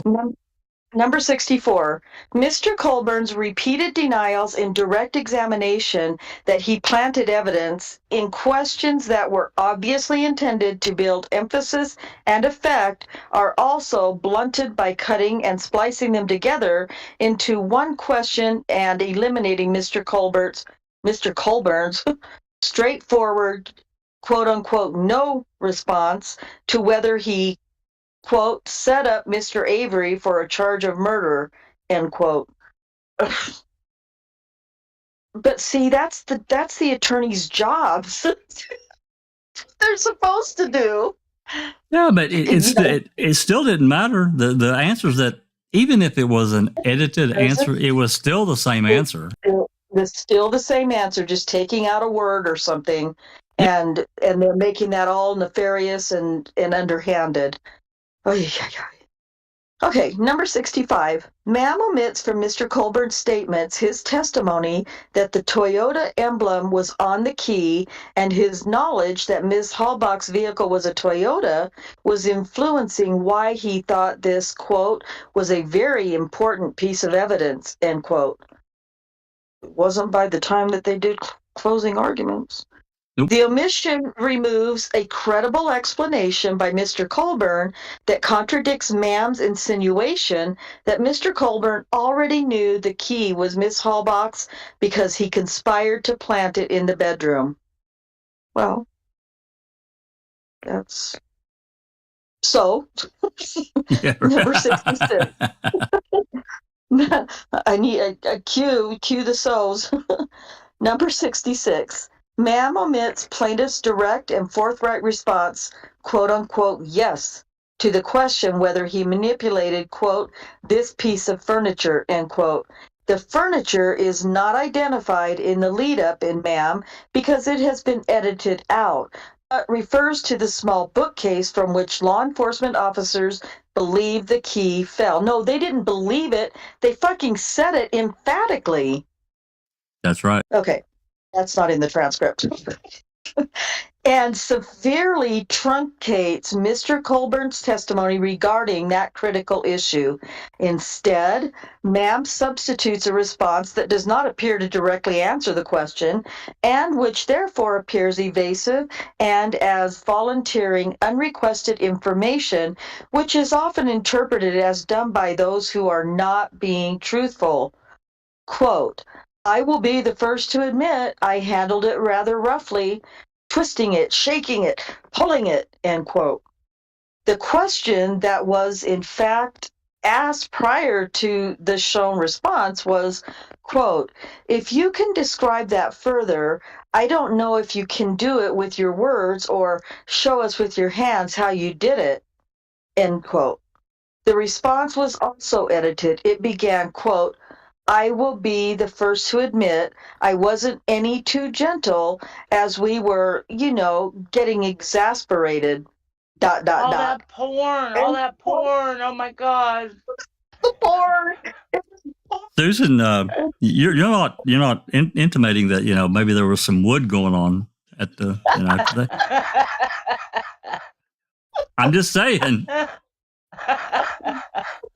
Jesus, Jack. Well, there was some stuff laying around. They had to check it out. Yeah, and the natural course of it. Koncharsky was sitting down, so he was okay. Are you suggesting he was trying to jerk off at that wood cabinet? No, I'm just saying, maybe there was some blue steel in the area. I don't know. They had to fan through all the pages of the porn to see if the key was going to fall out. Sure. Getting exasperated. That is a. What the hell? He doesn't even know what that word means. Well, it again, this is a deflection from actual events to try to drive you away from. Yeah. It's such bullshit. Anyway, go ahead. It's so much bullshit. Go ahead. Oh, Jesus. Okay. Number 67. Ma'am omits critical context from Mr. Colborn's testimony regarding the exact moment of discovery of the key, including omission of testimony that explains that Deputy Kucharski, who is portrayed as likely not in on the alleged conspiracy to plant evidence, was, quote, in very close proximity, end quote, to the bookcase near the place where the key was discovered at the time of its discovery, and that Mr. Colborn also, quote, wasn't very far away, end quote, and that he had to turn around to see the key at the time that Lieutenant Lank mentioned it. The omitted testimony also reduces Mr. Colborn's testimony about Mr. Lank's statements upon noticing the key, omits his description of what he could see of the key, omits his direction to Deputy Kucharski to photograph the key, and omits direct testimony that the spot from which the key was photographed was, quote, as close as they got, end quote, to the key at the time. Oh. So? Well, No. Yeah, exactly. Well, and as displayed in that photo that Missy Jinx gave us the other day, that was a tiny bedroom. Basically, Yes. So Kucharski was sitting there on that bed, and he's right there. I mean, he's literally right there. It's not like he was across some, 20-foot room. Right. He was 2 feet away, if that. And he didn't notice the key fly out? Absolutely. laying on the floor, place him in search numerous times, and it magically appears. Colborn was even closer to it. Absolutely. He's kneeling on the floor there in front of that cabinet. Right there on the floor, putting all the Damn, porn I'm back surprised I in. didn't see that. Yeah. Yeah. I can't believe I didn't see that damn thing. How did I miss that? After 7 days, 7 searches. Oh, Okay, number 68. Ma'am omits 20 lines of trial testimony elicited by prosecutor Ken Kratz. God. And then references pages 122 and 123 of the trial testimony. The testimony provides context for Mr. Colborn's assignment to return to the Avery property on the date in question. Elsewhere, Ma'am includes accusations, including direct accusations by Avery's defense team investigator, that it was improper for Mr. Colborn and other Manitowoc County Sheriff's deputies to be on the property. So? Well, it was. It was. It was. Oh. So, what's your point? So, yeah, and Yeah. 69. Ma'am also admitted 30 pages of testimony because they can't put all the fucking testimony in the damn thing, Jesus, regarding the lead up to the search of the Avery property, including Mr. Colborn's background and training as an evidence technician. Oh, because he's so good at that. So? He didn't know Yeah, come on. So? Get somebody else. He's got a conflict of fucking interest. That's been stated on national television. Number. Oh, God. We know what true exasperation means. We do. Number 70. Ma'am omits numerous transcript pages in which Mr. Colborn described searches on the Avery property before the key was found. Number 71. Well, we know about the searches, though, is the thing. So, anyway, number 71. Contrary to the Glenn accusations repeated in Ma'am, Glenn elicited testimony from Mr. Colborn that, now Glenn Now Glenn's eliciting testimony That's right. for Mr. Colborn that establishes that Jesus there Christ. They're going back over this? What? again. They're just, it's like such a waste. For Mr. Colborn that establishes that there would have been no reason under the jail's record-keeping practices for Mr. Colborn to make a report of the call that he transferred from the jail. Number 72. Glenn also elicited testimony that established that Mr. Colborn had no authority to investigate the call further, directly contrary to Glenn's accusations in MAM. Glenn, at any rate, you recognize that this was significant enough that you should forward that call that was coming from another detective to someone in the Manitowoc County Sheriff's Department to take it further, correct? Mr. Colborn, yes. Glenn, it wasn't within your jurisdiction to take it any further, correct? Mr. Colborn, no, sir.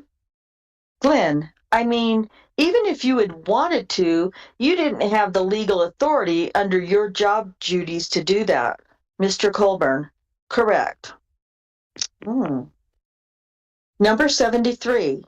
Ma'am also portrays Mr. Colborn as furthering the cover-up in his deposition testimony that he did not recall with whom he may have discussed in 2003 the prior call to the jail, though juxtaposition with other witnesses' testimony that is pieced together to suggest that Mr. Colborn may have discussed the report with an assistant district attorney in 2003, Ma'am implies that the other witness's testimony exposes Mr. Colborn's testimony as untruthful.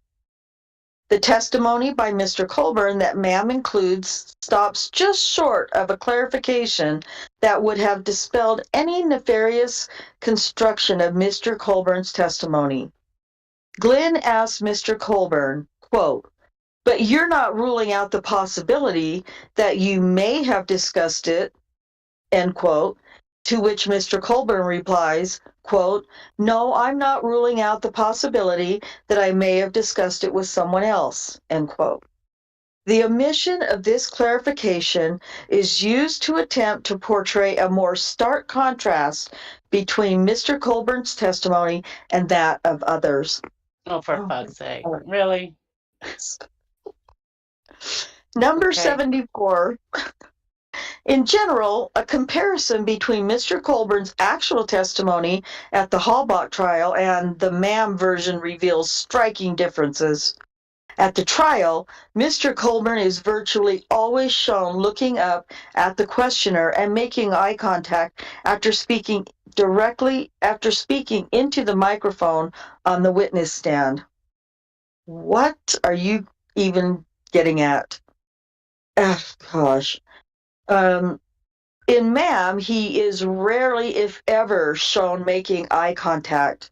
He appears to be looking down much of the time. Aww.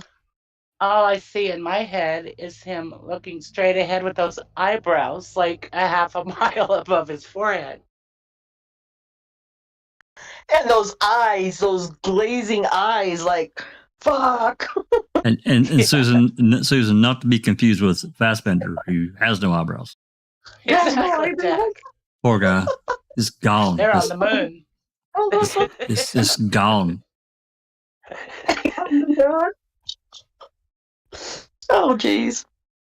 To those that are still in chat listening, these are the reasons why we had a hard time doing the trial transcript recordings with 100% seriousness.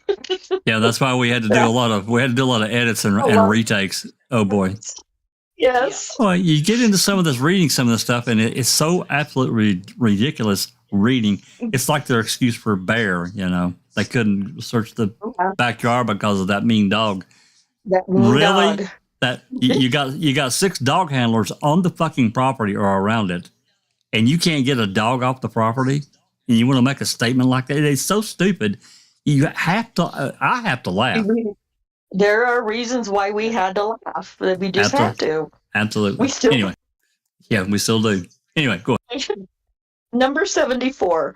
Additional edits to Mr. Colborn's testimony appear to change his physical reaction eyebrows, including those summarized below. Different visual into footage of testimony at Barker. The Barker Declaration. Yeah. Declaration. Okay. At 1445 through 1455, plaintiff testified, quote, "That's what he told me. He never talked to her," end quote. After that statement in raw footage, Mr. Colborn continues to hold direct eye contact with the questioner. In ma'am, after that statement, he looks down, then up, then down again, and it cuts to Stephen Avery staring intently at him. Oh, God. Defendant substituted a different visual following this response. Let's just remember what what's his name, Mahler. What Mahler said about Andy on the stand. He was there during the trial, right? And he said he was sweating profusely, and Clammy. he looked guilty, basically. Yep. Clammy. Yep. Exactly. The Barker Declaration at 5:54 through 6 is audio of Ken Kratz, during which he begins a question by stating, quote, unquote, "Sergeant Colborn." Mr. Colborn looks up toward the questioner when his name is mentioned. In ma'am, over those words, he looks down and fiddles with his glasses instead. Ma'am then splices in, quote, "You were asked, as I understand, as part of a civil lawsuit," end quote. Mr. Colborn is shown in ma'am as looking down during this question. In Barker Declaration, 710 through 725, during the question, he makes eye contact with the questioner as the question is asked. A completely different quote unquote reaction shot to Dean Strang saying, quote, "I have some questions for you," in ma'am, as compared to the Barker Declaration, 1058 through 1105, during which Mr. Colborn looks more confident in the footage of his original reaction. Okay. So I'm curious. Has the plaintiff admitted into evidence the actual full trial footage, or at least these parts of it? They admit what they admitted was a flash drive or whatever with the episodes, and also suggested that if the judge didn't want to watch that, they could get a subscription to the documentary on Netflix. No, I don't mean of ma'am. I mean the actual trial footage. I don't think so. I mean they're comparing it so succinctly. How do they know how Colborn reacted at this point and that point? What they're trying to do is make these, exactly. A lot of it is a suggestive thing from maybe memory. As far as I know, they have not submitted anything like that. No. I would think the only way they could write all of this shit is if they had the actual trial footage. Raw footage. Yeah, and raw they footage. don't. And actually see, where Colborn looked when he was asked a certain question, or, it doesn't tell you that in the transcripts. It doesn't describe his actions and reactions. No. So I'm just curious about that. I am too, now that you brought it up. Now that you bring it up, yeah. And it also makes me wonder, because I don't know the answer to this, is there trial footage of the entire trial? Because I know it wasn't televised. No, it was televised. Yeah, I mean, well, it was shot. It was televised through the internet. On there was these various news organizations had a feed. But it was, but as we understand it, and I'm not sure, it may have been while you were away. There were 3 cameras that Netflix had set up. Camera A, which was basically the lawyers and whoever was testifying.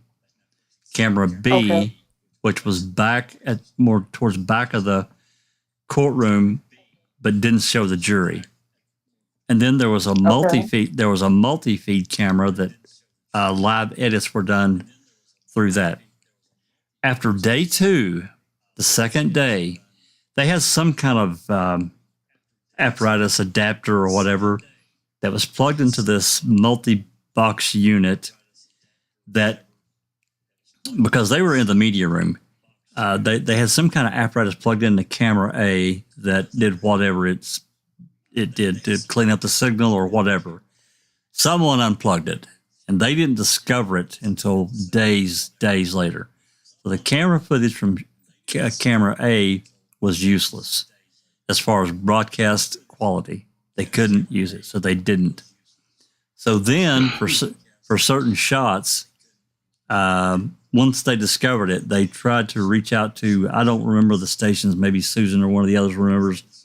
They tried to reach out to these different stations to find out if they had certain segments caught on the multicam view in the live edits. And then again, they reached out before like 90 days or so before MAM was released. Again, they reached out trying to find more specific footage of these events of Colborn, maybe even other people, I don't remember. But they entered into an agreement with one of these news stations. They bought exclusive rights to their news footage that ended up but they're only clips. They're not the entire thing, because it was a live edit, so it would be like on a witness, and then it would cut away because they were doing live edits as it fed through this multicam, whatever the hell. So the camera A footage from after day 2 is useless. That's what they've testified to. Do you remember them in this case asking for the raw footage? The plaintiff? Gosh, we've read so much. Yeah. Yes. I believe they did. Yeah. Oh, absolutely. Moira. They've been asking for the raw footage for right. months and months and months. So did Laura and Moira actually give that to them? Maybe?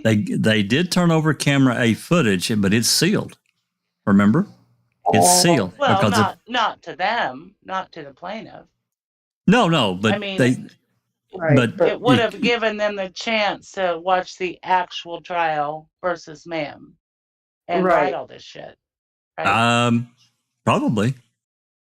I don't know. Without seeing it, I'm gonna suggest that you're correct, but yeah. I don't know where else. I don't know where else they would have gotten it from. I really don't. Yeah. Yeah, I think probably Laura and Moira are the only ones that have all of them. Yeah, I think I remember that from early on doing these readings from the docket these dockets, different dockets. I think I remember reading that early on, something like that. Okay. All right. I'm sorry. Do you know what I wonder? I wonder if the judge will have to watch all of this, or just take their word and then decide. He'll have to watch it. That's what I'm saying. And reading this stuff from, it's kind of mind numbing, but to understand what he's going to have to do, which God, I pity the guy. I really do.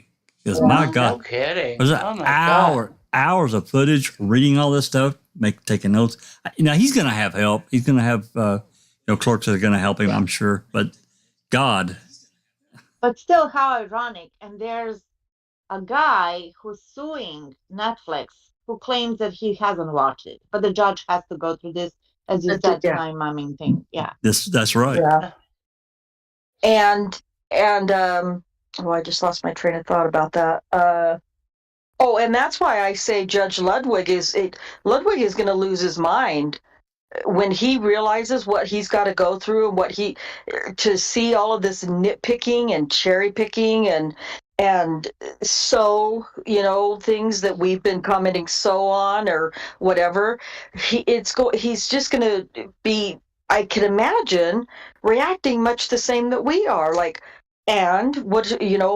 because it's so nitpicky and really, in my opinion, unimportant.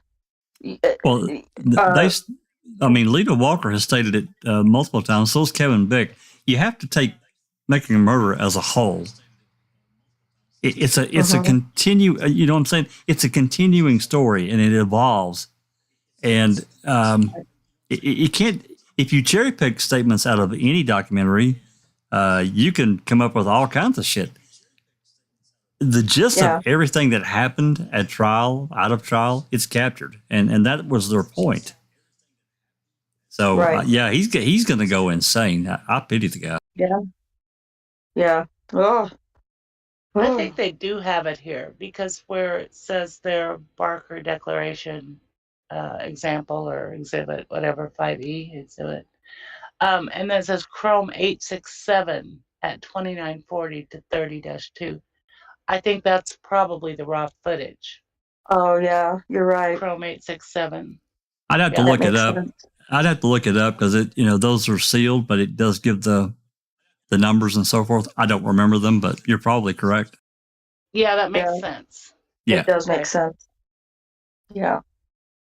Okay. In episode 7, Mr. Colborn's response to a spliced question that asked him whether there was, quote unquote, no time that he was at the Avery property that he was not there with Lieutenant Link is edited so that his, quote, not that I can recall, end quote, response. And a corresponding pause that demonstrated plaintiff's genuine attempt to recall and formulate an answer to the question was instead replaced with a definite and quick, quote unquote, no, sir, in an apparent attempt to buttress the impression for viewers that plaintiff definitively was always at the property with Lieutenant Link, and that plaintiff knew that the fact immediately and for certain without having to think about it in support of their allegation of a conspiracy involving Lieutenant Link and Mr. Colborn. That's such bullshit. It's still no. It's still no. Now they're reading his mind. Yeah. That's They're what taking out a little pause. They took out a pause. They're speculating. So what? Objection, speculation. Anyway, sorry. Go ahead. It's okay. Although the response, not that I can recall, is included in another response immediately following that question, positing that there was no time that plaintiff was not there with Mr. Link, the omission of the quote-unquote not that I can recall response to the prior question undermines the consistency of plaintiff's testimony in response to these questions. No, it does not. That's stupid. No. Yep. It's reaching. It's like they must have like vats and vats of spaghetti that they're throwing at the wall. Absolutely. In episode 7, Ma'am swaps out a yes, sir response that shows plaintiff looking down as he answers, and during the next question posed by Mr. Strang, when in fact, plaintiff responds to the question whether the case was the largest investigation in which he had been involved by briefly looking down to speak into the microphone, and then immediately looking back up at Mr. Strang. So in episode 7, Ma'am inserts a response of quote unquote correct that shows plaintiff appearing to pause and look down after responding to an altered question about his reports, and Ma'am omits information about the extent of his report to downplay Mr. Colborn's total contribution to the reports as explained in Exhibit B to the second amended complaint. Omitting and replacing two, quote unquote, that's correct, sir, and quote unquote, correct responses. You guys, come on. That show plaintiff looking down briefly to the microphone for each answer, but then looking back up to the questioner each time. This is insane. Oh my fucking word! Are you fucking kidding me? Unbelievable. You fucking put that's correct, sir, and they say correct. The same fucking answer as before. It's still the same answer, you fucking bunch of dipshits. Well, whether he was looking up at the questioner or looking down into the mic, it doesn't fucking matter. Still answered the question. He still answered the question. What Yes. It doesn't And he doesn't still, matter. he still, yeah, he still answered it with the correct, though, Jack. That's my point. That's He right. still said correct, except he says, according to them, that's correct, sir. To just correct. He still answered the same fucking question. They've just removed 2 words. Oh my word, man. I've been biting my tongue and biting my tongue and biting my tongue.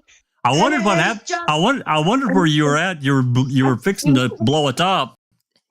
Oh my god, man. It is just so fucking ridiculous what this man is trying to put out and trying to make Netflix look like they didn't have a fucking clue what they were doing. You know what I mean? It doesn't matter whether he said, that's correct, sir, and they changed it to correct. He still answered him fucking correct to the same fucking question. Jesus fucking Christ. Cher answered it perfectly. She got her response. Pathetic. Spot on. Yeah. Absolute. Hey, Alice. Alice. Yeah. I saw on Reels something. It was a Scottish man trying to talk to Siri. Oh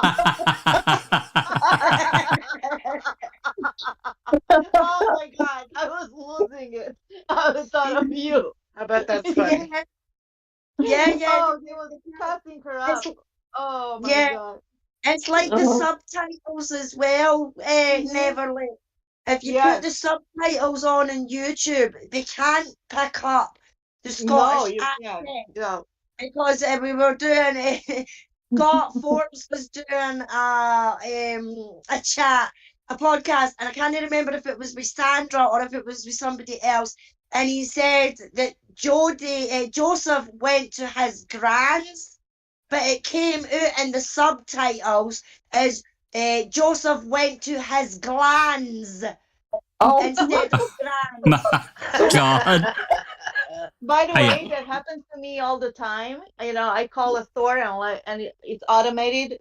And it's like, oh, tell us the department you would like to be connected to. And I said, parts. And you will be connected to sports at once.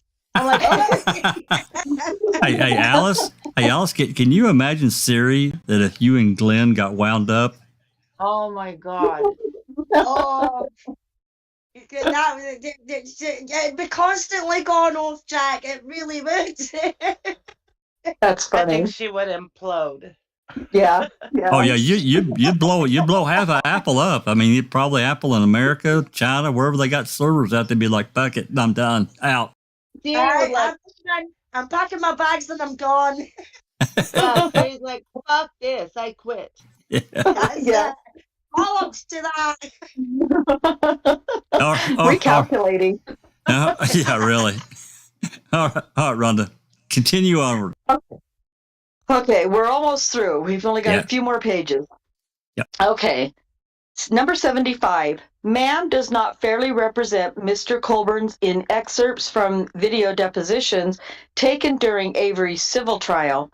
The full video deposition of Mr. Colborn's testimony in Avery's civil case demonstrates that Mr. Colborn appeared confident and relaxed and made regular eye contact with the examining attorney. In contrast, in the clips of Mr. Colborn's testimony at Mr. Colborn's civil suit deposition that appear in MAM, his gaze is not matched to the examining attorney's. I'm trying not to laugh. I'm trying to just get through this. Moreover, the deposition footage was not displayed in full screen in MAM, so that Mr. Colborn appears to be looking down in answering questions, but the full screen video shows that he was looking at an exhibit. And he's actually much bigger on full screen. He looks so tiny. Doesn't this remind you guys of like little Peter? You know, he came home and somebody was mean to him, and then he cried to mommy, and Tiger Mommy went to the school and ripped the teacher apart. How could they, talk bad to their angel? This is what it's so childish. Guys, very childish. I'm wondering, this might be good here. I just have an idea. I'm not saying this is going to happen. Please do not misconstrue what I'm going to say. He's brought up he's brought up the 2005 civil deposition and his testimony.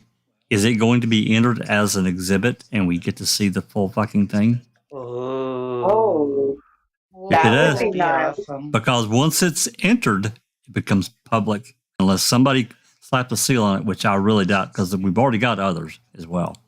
Well, let's place a call to Cherie. Not Siri, Cherie. We'll see. Well, and you know what? When we were getting ready for Daniel's, while we were working on Daniel's civil suit, you know, as we were trying to make exhibits and stuff like that, if we used a deposition video, we couldn't just submit excerpts. You know, the excerpt that we wanted to use, the whole deposition video would have to be submitted. So, right. I would think, yeah, I mean that's a good question. That's a good question. We'll see. A valid question. Yeah. Hell yeah. Very interesting. Okay. I wonder if that means the 4,000 emails had to be submitted as well. Oh, absolutely. They're sealed. Ludwig's got them. Yeah. But there's there's some other documents that are still sealed as well. But I'm hoping those get opened up. But we'll see. Mm-hmm. Oh, I hope so. You know, just because he has to sit through all this bullshit, I hope Ludwig says, "Fuck you guys, I'm unsealing all of it." Yeah, that would be awesome. Okay. Moving onward. Number 76. Barbara and Andrew. Oh, thank God, we're going to move on. Barbara and Andrew Colborn divorced on February 23rd, 2022, after filing for divorce on March 10th, 2021. Number 77. Andrew Colborn acted differently after. Oh, no. We can't say this. Andrew Colborn acted differently after Making a Murderer was released because of the allegations made about him there. He drank more, though he did not overindulge. Please. He was quieter, avoided going out in public, was suspicious of everybody, and was continually apprehensive and hypervigilant about threats he had received and about confrontations with strangers. He worried about these things constantly. He was always anxious. He never returned to normal after Making a Murderer was released, and he was never able to let go of the defamation he endured. In Barbara Colburn's view, it consumed him. But he had time to start an affair. I was just going to say, but that isn't the reason they divorced. I was just going to say his zipper still worked. Yeah. He was releasing that anxiety some way or other, not with his wife. I was just going to say that as well, Jack. It didn't stop him dipping his wick somewhere else either. You know what I mean? Well, you know, it also brings up what else was going on. That, you know, we're catching snippets of life, you know, of somebody's life, and so the events leading up to this event, you know, this affair, whatever. What other things were going on in his life that we absolutely have no knowledge of whatsoever? Yeah. Right. You know, and having an affair, cheating on your spouse, that would cause you to possibly drink a little more, and that would cause you to be anxious and be suspicious of people and strangers, because who knows? You know, I'm looking around me, walking around. Who knows? Does the people at church know about my affair? Do people in the department know about my affair? So come on. Well, I think on this point, we can all relate to Andy. This fucking shit consumed him like it has all of us. Yeah. Yeah. Well, especially considering what allegedly happened in that bedroom back in 2005. Yeah. So, yeah, I'm sure it did consume him. Maybe because of what happened then, he was afraid he was going to go to prison because he met that statement was made. Like I said, we're catching snippets of time throughout his life and these different events. He's made claims that man caused all this other stuff. Well, come to find out, no, that really didn't cause it. It may have added to your anxiety. However, however, what did you do? You went and had an affair and broke up your long-term marriage with your spouse. Your they're just, family, exactly. yeah. Share in chat says, didn't stop him getting wood. And there you go. And But what Susan said that it affected all of us, so therefore, it's logical that affected him as well. Maybe we Yeah. should do a class action suit Class against action Angela. suit. Yeah. Yeah. Yeah, yeah, that's good funny. idea. That's funny, Yeah. Everly. And something else. Oh crap! What was I going to say? I probably don't need to say it because we need to finish. But I was going to say something that I thought was important. But anyway, number 78. What I think is important and what everybody else thinks is important is always two different things. So let's move on. Andrew Colborn always took his job in law enforcement seriously and was disturbed, troubled, and offended by how Making a Murderer portrayed him and about its negative effect on his reputation. Oh, come on, man. Colborn, number 79. Colborn received many threatening emails and threatening voicemail messages, we know. He received mail from strange addresses and instructed his wife not to open any of the mail. Because he never knew what was going to be in it. Which one was going to be the one exposing his affair. Okay. He received exploding graffiti and other things from strangers. I'm going to say Number this 8. before you read 80. I'm just going to preface this by saying none of us here at Foul Play, and as far as I know, not anyone that we're associated with would ever agree with anyone sending Andy or anyone else in law enforcement a threat. No. It is not. No. It is not Never. acceptable. It is not No. acceptable. If you have a disagreement, you need to handle it the proper way, legally, not by any Yeah. kind of threats and that bullshit. We do not believe in Yeah. any of that. Anyway, We do not condone it. no. And I just want to say about 78, offended by how Making a Murderer portrayed him. He portrayed himself. Yeah, he did that himself. He Yep, did. exactly. And I don't really know, just based on what we've read here, just in this one document about these various cuts here and cuts there, I don't know how they could have changed his demeanor short of CGI effects, special effects. I just don't. Right. Well, there was actual footage of him doing that. Might have Yep. been for a different question or whatever, but he actually did those things But yeah, he did it. on You film, can't. That's undeniable. right? Yeah. Okay. Number 80. After Making a Murderer, Andrew Colborn became hyper. Oh, that's what I was going to say. Sorry. And I don't know if we covered this previously before I took my break, but if he is claiming, did he submit to psychological? He would have to submit to psychological evaluations if he's claiming that he was that affected that mentally. caused mental incapacities or anxiety or any the blood pressure or whatever. If he's claiming that, I believe legally he has to submit to psychological and or physical evaluations. The medical stuff that he turned in, of course, a lot of it's redacted. We did cover it while you were away. But Okay. interestingly enough, and Susan or Alice, anyone out there, correct me if I'm wrong in stating this. He didn't do that until after.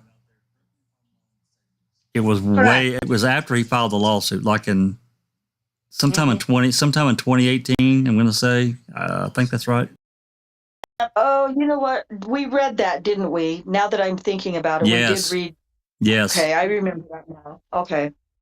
But most of it was the important stuff was redacted and we couldn't see it. Correct. So, okay, I do recall that now. So number 80, after Making a Murderer, Andrew Colborn became hypervigilant and did things such as boarding up the door at his home because he feared the risk of attack or robbery. If strangers' cars sometimes appeared in the driveway, his fear became heightened. He was extra vigilant when rallies to free Stephen Avery were scheduled and occurred. The And guy is a cop. He's got a fucking gun. yeah, What's he so afraid of? yeah. Jesus.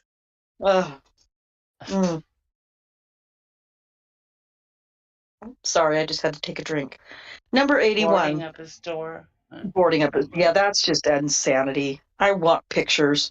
Pictures or it didn't happen. Yeah. That's Yeah. a lot of shite. That's a lot of shite. He's making out that he was being a pure pussy, and that he was scared to go out. And use a fucking guns that you can shoot people if they come anywhere near you. You know what I mean?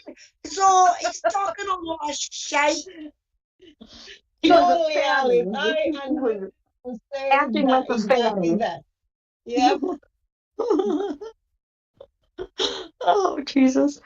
81. Andrew Colborn worried about his children and told them to be on the lookout whenever anything about Stephen Avery came on the news. What? 82. Well, his children are adults. I think they know what they should be wary of and what not to. Come on. 82. Andrew Colborn received voicemails while working at the Manitowoc County Sheriff's Department intended for him and other law enforcement and emails at home. The messages were vile, profane, menacing, and intimidating. Strangers sent a package that looked like a bomb and, was I supposed to say that word? Sorry. And insults No. accompanied. Oops. Well, I didn't think about it until it was done. And insults accompanied by sinister warnings, circulated pictures of Colborn and his family on the internet, took pictures of Colborn and his automobile license plate to circulate, and chastised him publicly, all because of making a murderer's accusations. Really? Did he document that, or did he do it 8 years after? 8 years later? Yeah. Yeah. Good one. Good one, Neverly. Oh, that's what was I going to say about that really quick? Making a Murderer never accused Andrew Colborn of doing anything nefarious. They did not make an accusation. So that's what he claims. Well, he claims that in his deposition. Yeah. He's completely accused him. Yeah, completely agree, Rhonda. In my opinion, they did not specifically point the fingers at anyone and anyone specific. You know what I mean? They laid it all out. They had Stephen's dirty laundry. They had the dirty tactics that the cops done, and it was basically leave it up to the viewer to decide. Well, right. I will be the viewers. And I'm telling you right now that the makers did not, it wasn't the makers that made my decision that they were nothing but dirty, shady, shitey bastards. It was their actions and their non-actions that made me think that they were dirty, shady, shitey bastards. You know what I mean? So that whole scenario of the producers made me look this and the producer no, you made yourselves look ridiculous, foolish, corrupt, evil, nasty, shitey bastards, and that's that. And to this note, to this day, Laura and Moira have never publicly stated their opinion. And guys, they were there for 10 years. 10 years. Yep. They filmed it for 10 years. I'm sure that they have an opinion, but they don't want to state it because they want to stay neutral. And that wasn't their whole point of this. Exactly. Of this documentary. It was about our system. Yes. Yes. Not about fucking Andy. Wah. Yeah, not about Andy. God. And that's what's so infuriating is that he through his lawsuit, he's making this all about him. And it's insane. It's insane. God, I give a shit about Andrew Colborn. I'm more concerned about Stephen and Brendan and what you fucks did to them. It's like that letter that he wrote to that attorney trying to get him to come on board. Where he says that he was accused of all kinds of shit that he was never accused of. I forget accused of anything. what it said. Maybe Jack remembers. I think I remember reading that. I think. I mean, so much of this is just repeats from stuff that we've already read. It's entirely possible. So, okay. Excuse me. I'm so sorry. Number 83.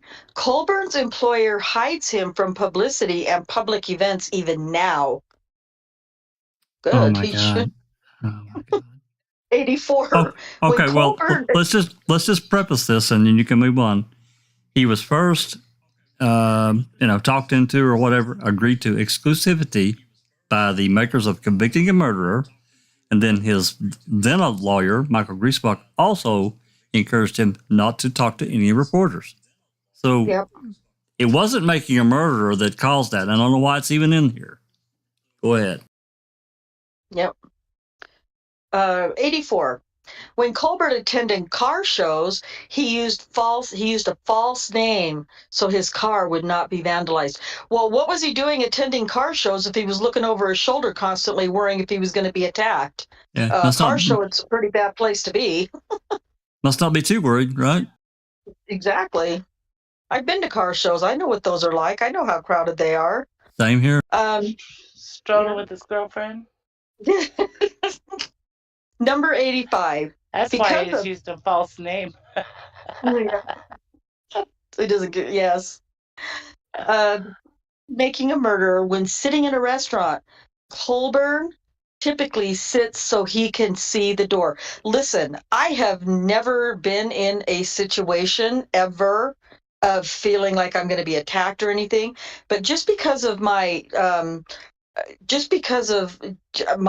involvement with my brothers and my sons and stuff with law enforcement and being in raids and studying criminal justice and learning about different gangs and all this stuff, I need to be sitting with my back against the wall, and I will maneuver myself. All cops do that. All cops do that. Yes. And you're absolutely right, Susan. In guest lectures that we had, guest speakers that we had in different classes, they said FBI agents that we, would guest lecture for us and stuff, cops, a lot of my instructors were cops.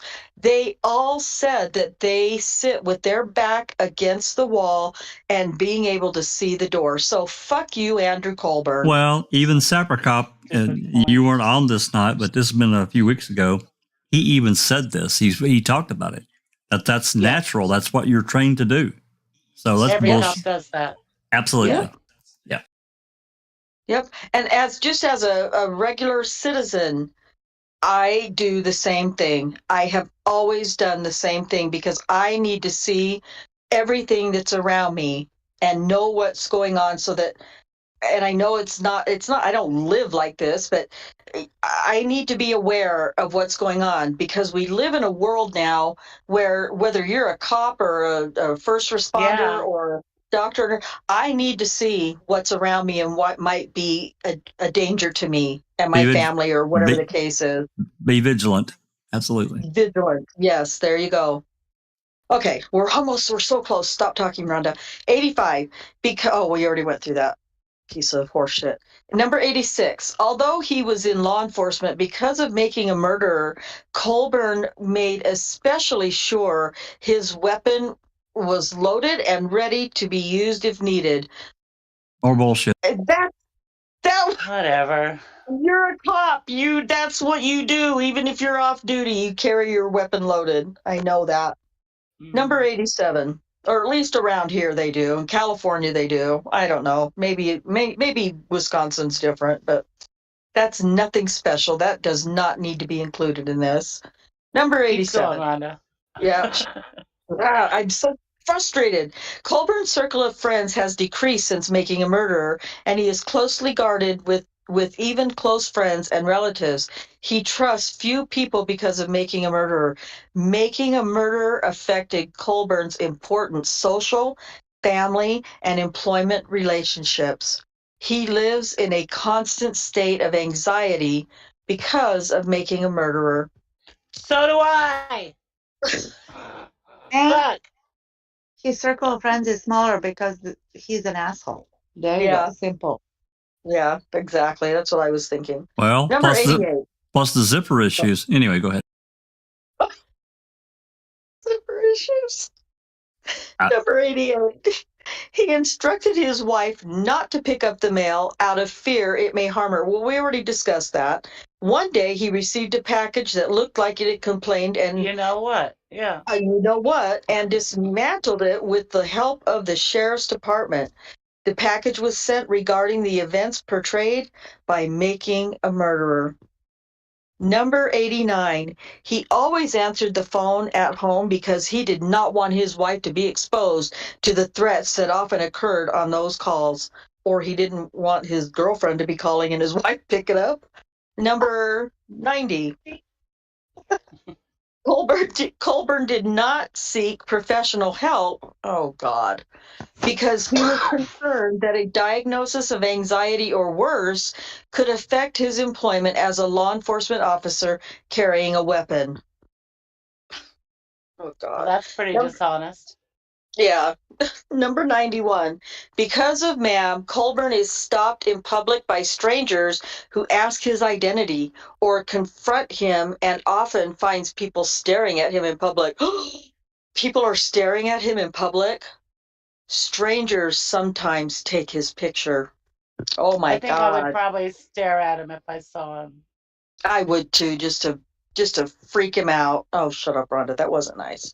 92. Oh, Alice, this is right up your alley. We covered this one. 92.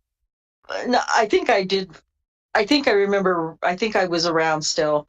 Scotland Yard issued a public statement condemning Colborn and law enforcement in Manitowoc over the Avery case after Ma'am occurred.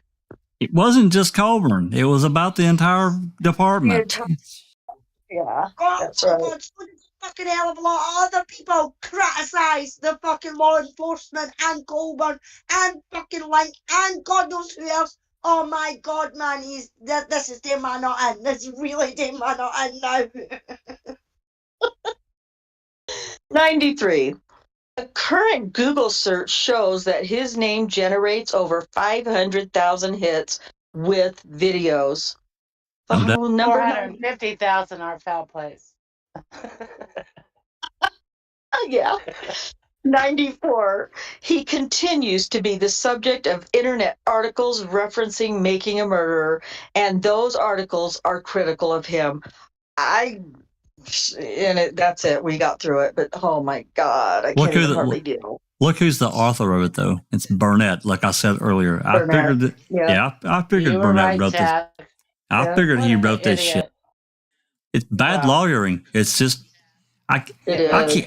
can't see anyone. I can't see Lita Walker taking any amount of money to pin this in any capacity. It's just the difference in lawyering. And I know that their goal is to put down the other side and all that, but my God, this is awful. Yeah. Bethany in chat says, if Andy was innocent, then why be so paranoid? He wasn't worried or in fear when he ran for sheriff. He might not have directly planted things, but I have no doubt he knows who directly did. That was before Ma'am that he ran for sheriff, but still. Right. But still, yeah. Yeah. Oh, man. Behind the Magic says, am I wrong that Andy was only televised in Ma'am during the trial? There was some. Well, there were some snippets. Remember he escorted Stephen and Brendan out to the car, and yeah, that's true. I think there's a couple of news reports that he's shown. I think that's right. But nonetheless, the overall, they're trying to go through, and this cherry picking is absolute garbage because, again, you have to take Making a Murder as a whole. You can't just watch an episode and say, oh, they did this and they did that. You have to watch it all because it's an arc of varying stories throughout the entire 10-part series and even in part 2. Right. So, What do we got? But there's a lot of Jamie in chat. Jamie's joined us. Hi, Jamie. Great to see you. He says, Jamie. I wonder if his alias at the car show was Mr. I found a key finally. And then Bethany has put, no, Jamie. His car show name was Hard as Wood.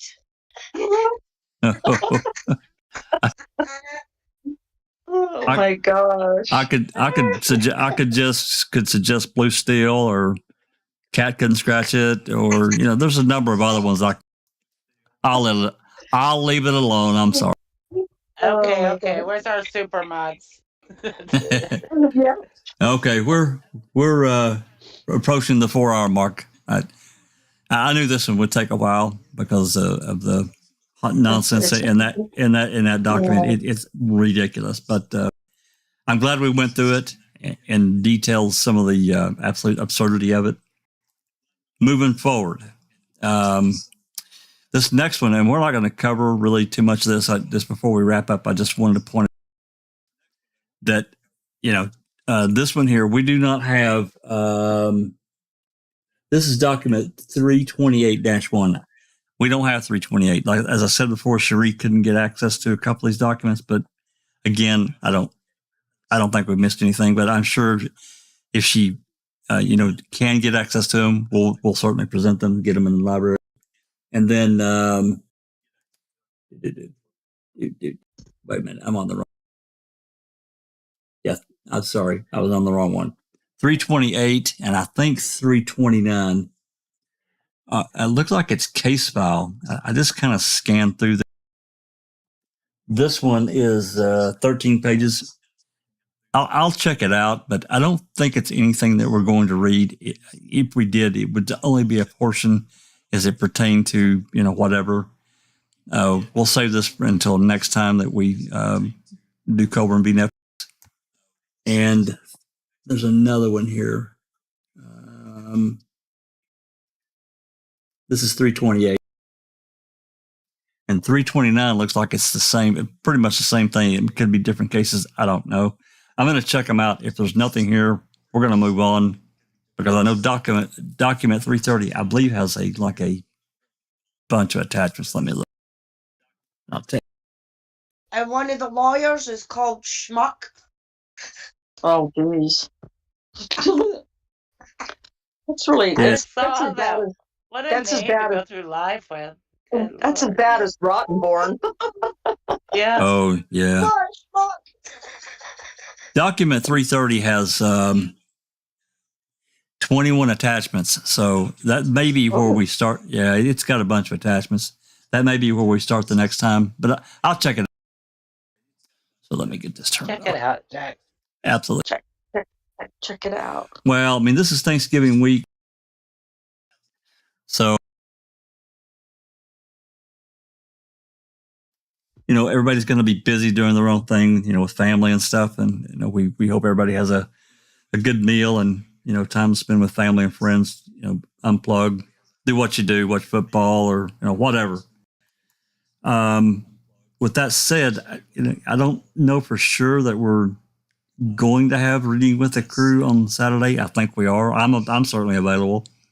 I mean, it's kind of an after. I mean, I know other people are going to be doing other things, but Thanksgiving's I'll be home. Yeah, I'll be home. I think Doc. I'll be of course, available. Actually, we want to finish that part 2 of that podcast and maybe then have a break or something. So Well- let's plan on having it. I think so too. And then Sunday, then Sunday for open mic. We may come back to this. I don't know, but I think Big Jeff is going to be out for a couple of days. He's got some knee surgery, he said. So we'll see where he's at. If he's up to it, and we're going to jump back into the depositions. If not, then we'll probably do more of these to get them out of the way, because we're up to document 337, I believe. And then document 330 is going to take a little bit to get through. So Sounds good. anyway, Anybody got anything else before we hightail it out of here? Because I'm quite hungry myself. I don't know about you, Susan, but I'm pretty hungry. I'm starving. I'm hungry. Yeah. Time to eat. Yeah, there you go. All righty. Want to thank my wonderful readers. Really appreciate the passion and the drive to keep powering through this kind of stuff. It's almost redundant at times, but yeah. And I'd also like once again to welcome the super mods and super duper mods to Foul Play, Catnet, and Darkside. Just love having you guys on the team. It's a wonderful addition. Yes. Any final words? Any final words? concur. Alice, anybody? Jump in and say it for it because I'm fixing to get us out of here. Let's Happy go. Thanksgiving, all those Americans out there. Happy Thanksgiving. Thanksgiving, and just the YouTubey things. If you like what you see, you like what you hear, share it with your friends, family, tweet it, Facebook it, spread the word. It's all very much appreciated, and we couldn't do it without all you supporters as well. So thank you so much for being here. Absolutely. Well said. And if you like what we're doing, like and subscribe, tell your friends, get them interested in the true crime. I mean, it's not only this case. This is one more thing that I'll say before we actually go. I think about Making a Murder and where we were at in the world when Making a Murder was released. And there were a few cases here and there, blah, blah, blah. Of course, it's been going on for a long time. However, think about now how prevalent the true crime genre has invaded our everyday world. It's every day I read about a case somewhere. Every day. This documentary opened it wide open. It did. Yes, The and subject. the focus on wrongful conviction and also exonerations. So maybe Right. this is a good wave of things to happen, Absolutely. And going into we get into a lot of the mechanical part of how things occurred. I mean, this Neverly and Doc did the disabling or dismantling Farak's book. It's wonderful. I mean, because again, that's another perspective, from Farak. Like him, don't like him, whatever people may out there choose. It's excellent. It's really, really good. Yep. So, thanks everybody for being along. Support the community. Jeff Jones, Becca, Misty Jinx. There's so many good people that contribute to the cause. Yours, oh my God, that guy. And we'll probably catch you guys. I'm guessing it's going to be Saturday. Will be the next thing from Foul Play. So we hope you enjoy your thing. I gotta say it for Jinx. Yeah. Colborn's gonna lose. Absolutely. So anyway, from all of us to all of you, have a wonderful Thanksgiving, and we'll catch you soon. This has been a Foul Play production. Gobble, gobble.